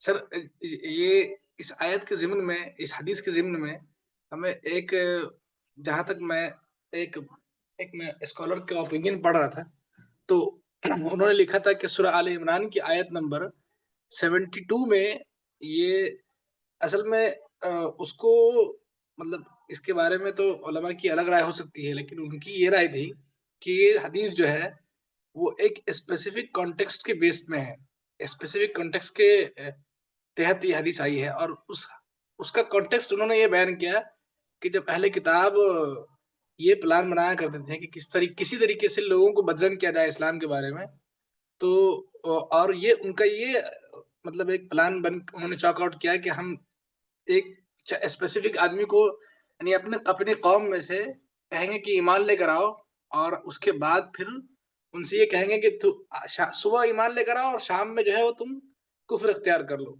उससे क्या होगा कि लोग बदजन होंगे। जैसा कि हम मालूम है कि लोग जब इस्लाम में दाखिल हो जाते थे तो बाद में फिर वो इस्लाम से मतलब निकलते नहीं थे। कुरान में ये था कि वक़ालत ताइफ़तुम मिन अहलिल किताबि आमिनू बिल्लज़ी उनज़िला अलल लज़ीना आमनू वजहन नहारी वकफुरू आखिरहु लअल्लहुम यरजिऊन। आयत नंबर 72 सूरह आले इमरान। तो उन्होंने कहा कि ये चूंकि उनका एक नजरिया था, एक इनका प्लान था, उस प्लान के रद्द अमल में इस प्लान के मतलब उस प्लान को डिस्ट्रॉय करने के लिए हुजूर ने कहा कि जो अगर कोई शख्स ईमान लेकर आता है और उसके बाद फिर वो कुफ्र इख्तियार कर ले तो उसे कत्ल कर दो। और इसके जस्टिफिकेशन में ये कहा जा सकता है कि तुम डिफेम कर रहे हो इस्लाम में आके एक तरीके से। तुम अगर आ रहे हो मतलब हमारी कंट्री में आ रहे हो और हमारे गांव में आ रहे हो, मेरे घर में आ रहे हो, और सुबह में आ रहे हो और शाम में जा रहे हो और कह रहे हो कि हम ये तो इस्लाम सही नहीं है और हुजूर अकरम सल्लल्लाहु अलैहि वसल्लम ये तो हमने देख लिया इनको, ये तो सही नहीं है।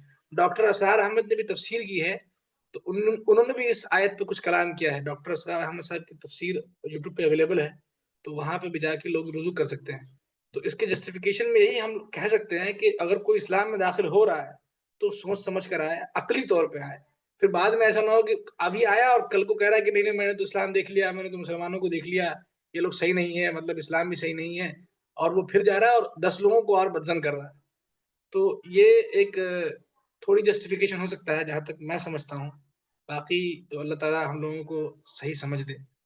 सर ये बात मैं थोड़ा ऐड करना चाह रहा था, बस इतना ही है सर।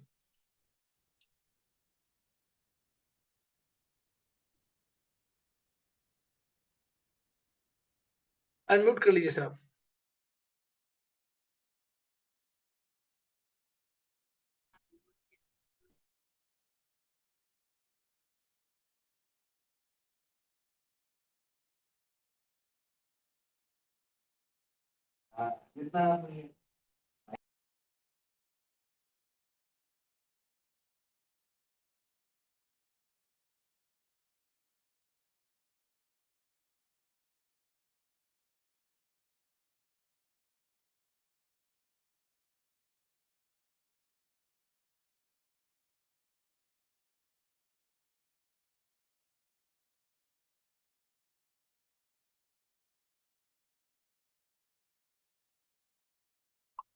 निहाल साहब आप अनम्यूट कर लें।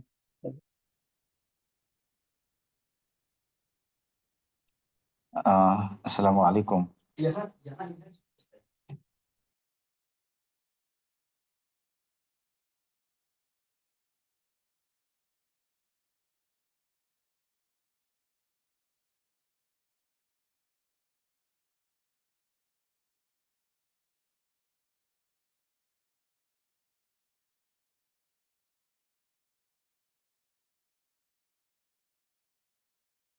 जी अस्सलामु अलैकुम।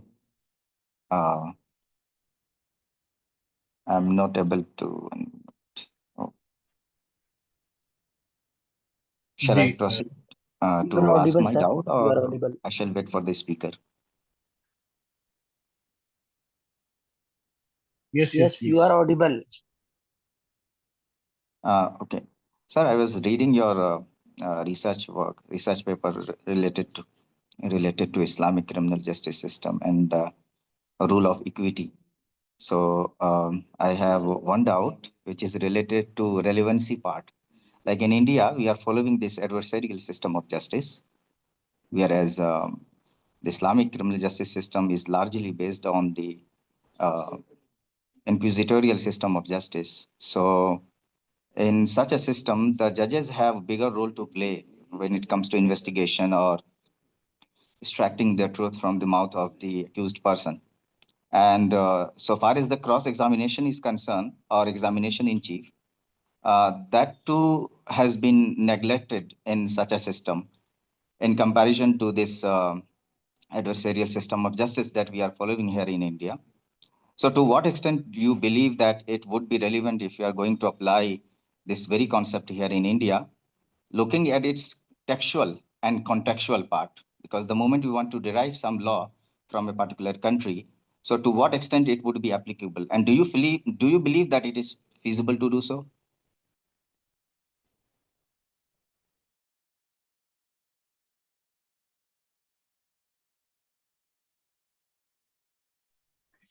Okay, no, I don't think so it's feasible. Okay, as I said to you, that the society is entirely different. Okay, and the evidentiary standard and everything is all different. That is why we are playing a very big role. Why? Because we are not talking about the circumstantial evidence. We are talking about direct evidences. The standards are very high, and that too, if the people are giving the testimonies, they are the people who are people of integrity.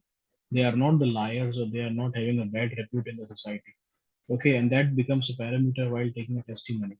Okay, so that is the thing. And in India, if you want to ask me, no, it is not possible, because, as I told you, the society itself is very different. Okay, yeah, our society is very different. Saudi Arab society, or maybe means any of the Islamic country society, is very, very different. Okay, you take the example of Saudi Arab, maybe 20-25 years back.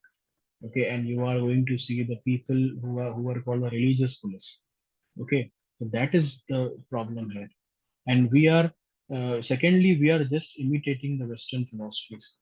Okay, Western philosophies, we had the history. India is having a history of its own, but it is actually kept aside, and they are just imitating the Western philosophies in each and everything.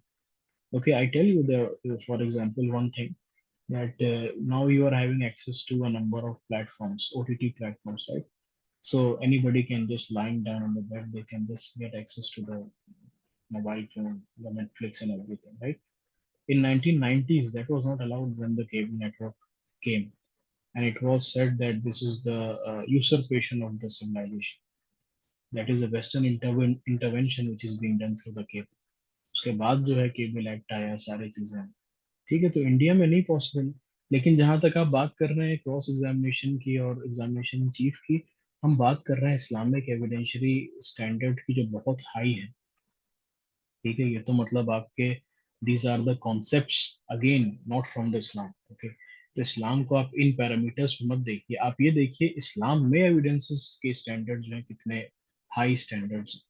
एक आदमी आदमी जो है without any force, without anything, कोई उसको मारपीट नहीं कर रहा है, कोई थर्ड डिग्री टॉर्चर नहीं दे रहा है, वो खुद आके कबूल कर रहा है अपना जुर्म। या तो दो लोग आके बता रहे हैं कि भैया ये जुर्म हुआ, ठीक है, उसके बाद सर्कमस्टेंशियल एविडेंस तो है ही नहीं।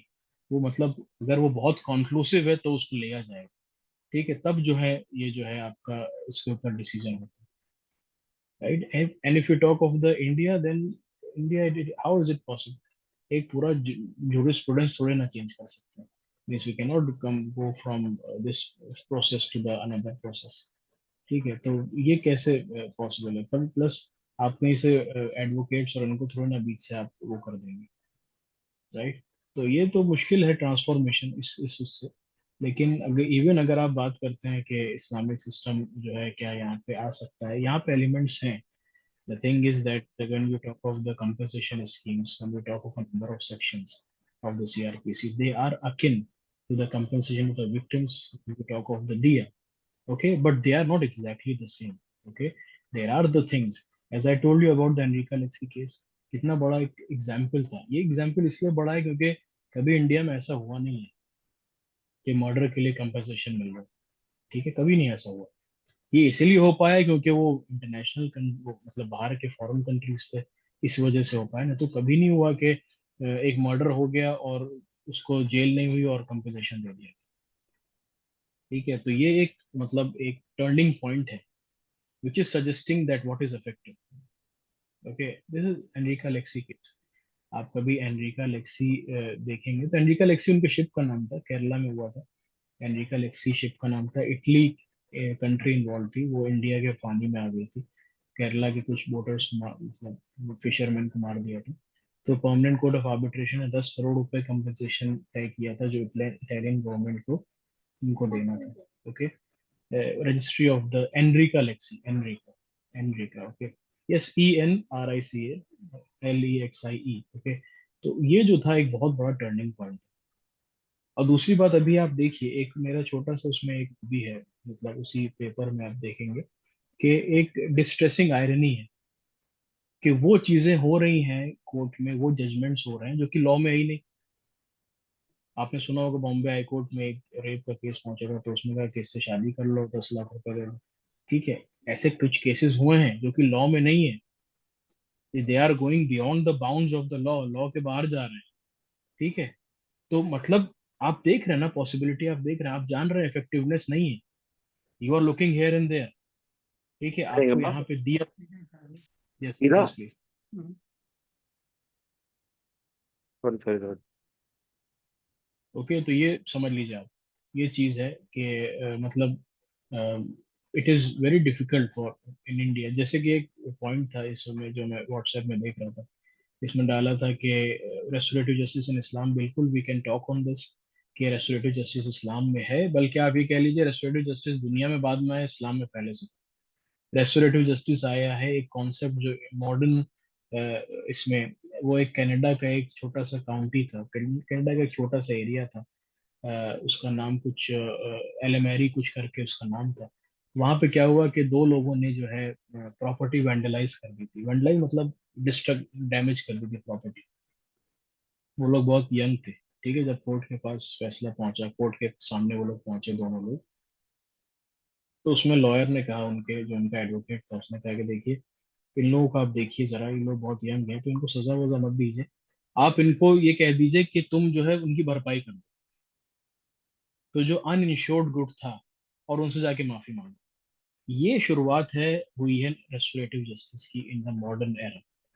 ठीक है, कि उनसे आपने कहा कि इनकी भरपाई करो, जो अनइंश्योर्ड आइटम्स थे जो डैमेज हुए, और उनसे जाके माफी करो, सबसे दरवाजा खटखटा के। ठीक है, तो ये एक शुरुआत हुई।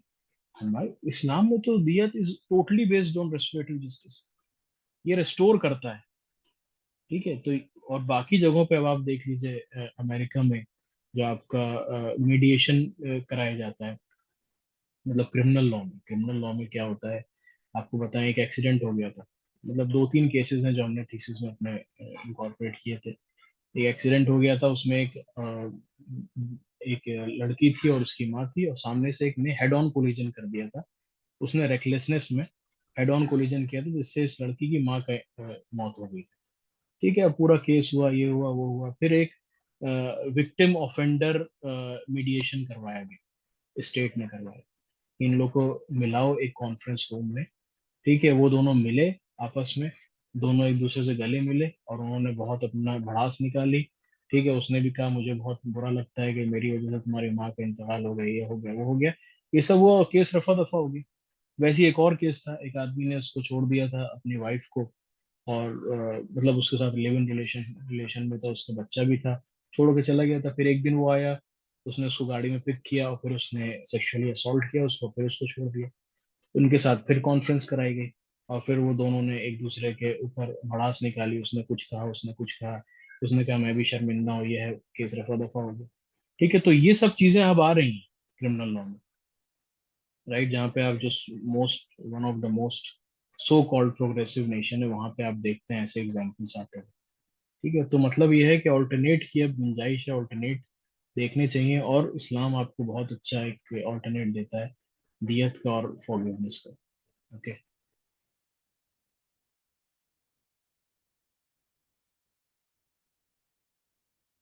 Yes please, 1909, I can see, Assalamualaikum, sir. Yes, वालेकुम सलाम। So, is it permissible for a Muslim to seek remedies through a legal system which is not Islamic? While Allah subhanahu wa ta'ala forbids it कि हम uh, अल्लाह के कानून के अलावा किसी और कानून से जज करें। सूरह मायदा में अल्लाह ताला उन लोगों को जालिम, काफिर और फासिक बोल देते हैं जो अल्लाह के कानून के सिवा किसी और कानून से जज करते हैं। तो क्या ये हमारे जी लिए देखिए, पॉसिबल है कि हम ऐसे लीगल सिस्टम से रेमेडीज लें? जी देखिए, ये मतलब इसमें हम आपको ये कहेंगे कि आप, हम तो मजबूरी में है ना, इस मजबूरी का मामला है। ठीक है, आपके पास चॉइसेस नहीं है। ठीक है, आपके पास चॉइसेस नहीं थी कि आप किसी मुस्लिम कंट्री में जाएं, किसी नॉन मुस्लिम कंट्री में जाएं, ये तो मजबूरी है। तो आप कानून बिल्कुल मानिए। अब आप जितने भी उलेमाओं का अगर आप फतवा देखेंगे इस पे, तो यही मिलेगा आपको। वो कहेंगे कि yes you have to abide by the laws, क्योंकि आप उस कंट्री में हैं, you have to abide. Because दूसरी बात, हम आपको एक और बात बताएं, क्योंकि हम इस मीडियम से आपको बताना चाहते हैं कि फतवा फॉर एग्जाम्पल ये है चॉइसेस में, कि जब आप लॉ पढ़ रहे हैं और आपके पास चॉइस है आपको क्या करना है। ठीक है, आप लॉ पढ़ रहे हैं, आपके पास अब चॉइस है कि आपको क्या क्या करना है। आप किसी लॉ लॉ फॉर्म में चले जाइए, आप लॉयर बन जाइए, आप टीचर बन जाइए, या आप जज बन जाइए। अब जज बनना is directly coming in conflict with one of the Quran आयत। ठीक है, जहाँ पे डायरेक्ट ये है कि जो लोग कुरान के सिवा जो अल्लाह ने नाजिल किया उसके सिवा फैसला देंगे, वो कुफ्र कर रहा है, वो काफिर है। आप लोग को बेहतर पता होगी वो आयत। ठीक है, अब यहाँ पे आपके पास चॉइसेस थी। ठीक है, तो जहां से एक मैंने फतवा पढ़ा है, वो फतवा अरबी में है, तो वहां पे ये बताया जा रहा है कि ये जो चीज है ये थोड़ा सा पॉइंट है, कि यहाँ पे आपके पास चॉइसेस थी कि after the law what you have to do. You are having number of fields. आप कहीं बाहर चले जाइए, आप आईपीआर में कुछ कर लीजिए, इन्वायरमेंटल लॉ में कर लीजिए, साइबर लॉ में कर लीजिए, किसी लॉ फॉर्म में चले जाइए। Number of fields you are having, but you have chosen one field. आपने एक फील्ड चुनी जो कि कॉन्फ्लिक्ट आ रहा है। ठीक है, तो ये एक मसला है। मगर यहाँ पे तो यू डोंट हैव एनी, मतलब you don't have any choice. Okay, और जब आप इस कंट्री में है, you have to abide by the laws of that country. आपको बिगाड़ नहीं पैदा करना है।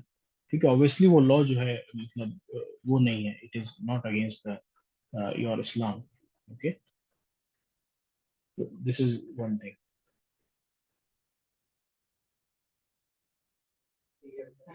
सर माजरत के साथ इस पर थोड़ी सी वजाहत कर दें। वो ये कि जी, अगर आप खुद साहिब मामला हैं तो बेहतर ये है कि अगर आपको लगता है कि चीज इस्लाम के अगेंस्ट जाएगी तो आप मामला लेकर ही ना जाएं कोर्ट में। दूसरी बात ये है कि अगर आप जज हैं और चूंकि मुल्क के हालात ऐसे हैं कि आपको हर फील्ड में जाना है, जुडिशरी में, एग्जीक्यूटिव में या दूसरी जगहों पर, तो ऐसी जगहों पर ये है, बेहतर ये है कि अगर कोई चीज ऐसी है जो कुरान और हदीस के खिलाफ जा रही है तो आप इस तरह लिखें कि आईपीसी के अकॉर्डिंग या फुला कानून के अकॉर्डिंग ये हुक्म है और ये फैसला है। आप वहां पर अपनी जात को ना आगे बढ़ाकर आप जो है वो आर्टिकल को या उन चीजों को कोट कर दें। तो वहां पर आप अपना ओपिनियन नहीं दे रहे हैं, वो मल्लम यहकुम बिमा अंज़लल्लाह के खिलाफ नहीं जा रहे हैं। तो एक चीज ये है। दूसरी शक्ल ये है कि ऐसी जगहों पर अगर कोई ऐसे केस आ जाए तो आप कोशिश ये करें कि उस केस को ट्रांसफर कर दें किसी गैर मुस्लिम जज की तरफ, तो आप डायरेक्ट उसमें इन्वॉल्व नहीं होंगे। तो इस तरह की शक्ल हो सकती है मेरे ख्याल से बचने की। अपना ओपिनियन ना देकर आप कानून का हवाला दे दें, कोई प्रेसिडेंट का हवाला दे दें, तो इस तरीके से आप बच सकते हैं।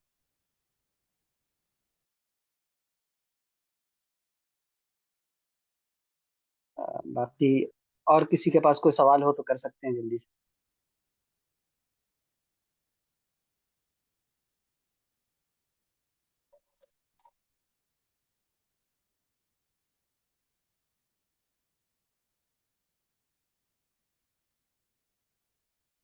ये आप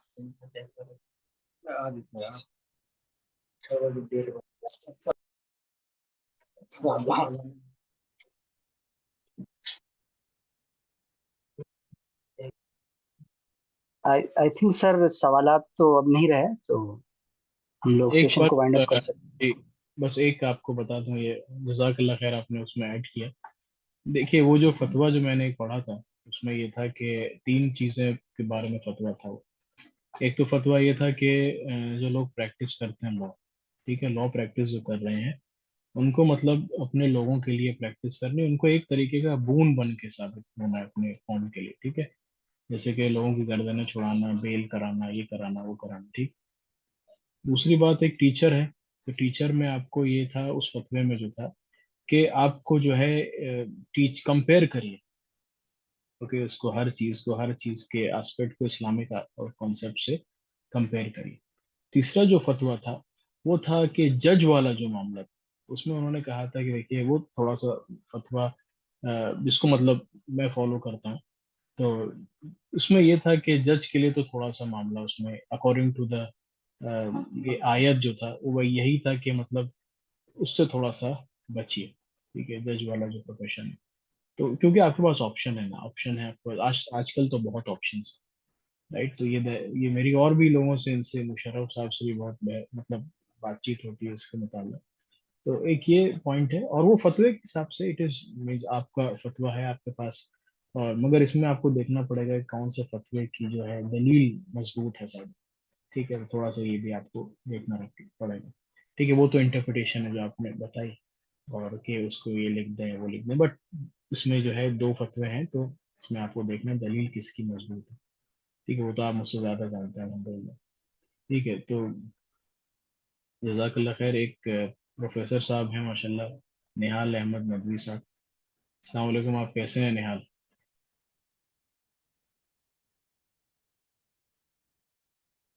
जी हम्म, अल्हम्दुलिल्लाह, वालेकुम अस्सलाम। मैं अल्हम्दुलिल्लाह बहुत बेहतर हूँ।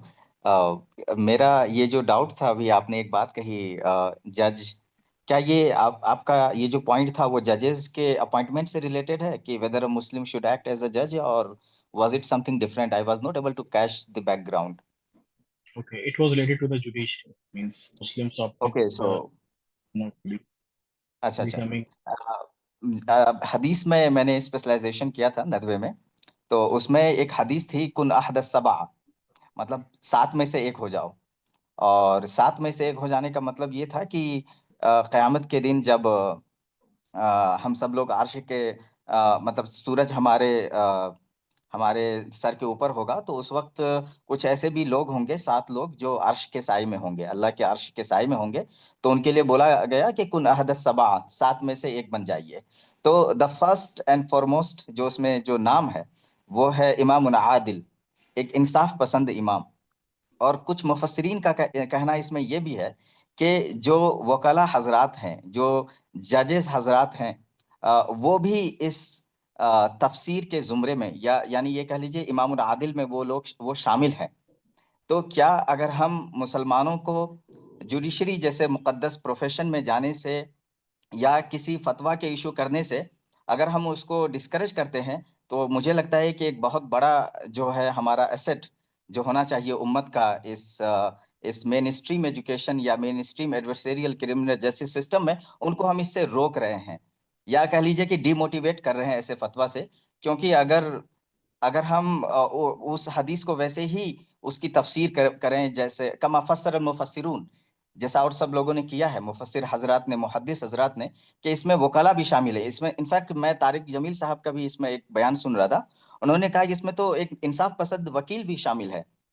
और ये तो बस एक आदाद और शुमार, तो अल्लाह की नज़र में ऐसा कुछ है नहीं, वो तो हमें समझाने के लिए ऐसा बोला गया। तो क्या हम इस तरह के फतावे से, इस तरह की बातों से डिस्करेज नहीं कर रहे हैं अपनी उम्मत के लोगों को? जी बिल्कुल। लेकिन बात यह है कि देखिए, जब फतवे की बात है, आपके पास एक फतवा है, मेरे पास एक फतवा है, तो उसमें तो जो दलील है वो आपको देखनी पड़ेगी उसमें, ठीक है। और दूसरी बात, आप कह सकते हैं उसमें कॉन्फ्लिक्टिंग ओपिनियंस हैं, ठीक है, नो प्रॉब्लम, ठीक है। बस मैंने वो आपको फतवा बस बताया जो मैंने पढ़ा था। इंशाल्लाह आपका नंबर मुझे मिलेगा तो मैं इंशाल्लाह फॉरवर्ड भी करूंगा, और आपसे रब्ता भी कायम रहेगा इंशाल्लाह, निहाल साहब। जी जी बिल्कुल बिल्कुल, माशाल्लाह बहुत अच्छा सेशन रहा। निहाल भाई की बात पे एक चीज उन्होंने हदीस का जिक्र किया, तो एक चीज और ऐड कर दें। एक हदीस है कि अदलु साअतिन खैरुम मिन इबादति सित्तीन आमन क़ियामी लैलिहा व सियामी नहारिहा, कि सिर्फ थोड़ी देर का इंसाफ कर देना 70 साल नफली इबादत से बेहतर है। इसी तरीके से रसूलुल्लाह सल्लल्लाहु अलैहि वसल्लम की बेसत का एक जगह कुरान ने मकसद जिक्र किया, वहां पर क्या, लियक़ूमन नासु बिल क़िस्त, ताकि आपके जरिए से जमीन पर अदल का और इंसाफ का क़याम हो जाए। तो बहरहाल जिस मुल्क में, जिन हालात में क़याम अदल की जो भी सूरतें हैं, वो हम इख्तियार करेंगे, और जहाँ पर अदल और इंसाफ वायलेट हो रहा है, उससे बचते हुए हम काम कर सकते हैं। क्योंकि बहुत सारी चीज़ें इख्तियार की होती हैं, बहुत सारी चीज़ें इज़्तिरार की होती हैं, मजबूरी की होती हैं। तो हमको उस वक्त देखना कि किस वक्त हम क्या कर सकते हैं, उस एतबार से हमको अपना स्टेप लेना है, खासकर जो डेमोक्रेटिक कंट्रीज हैं या ऐसे हालात हैं। तो ये सारी चीज़ें पस मंज़र को सामने रखते हुए ही कोई ओपिनियन या कोई भी कदम उठाया जा सकता है।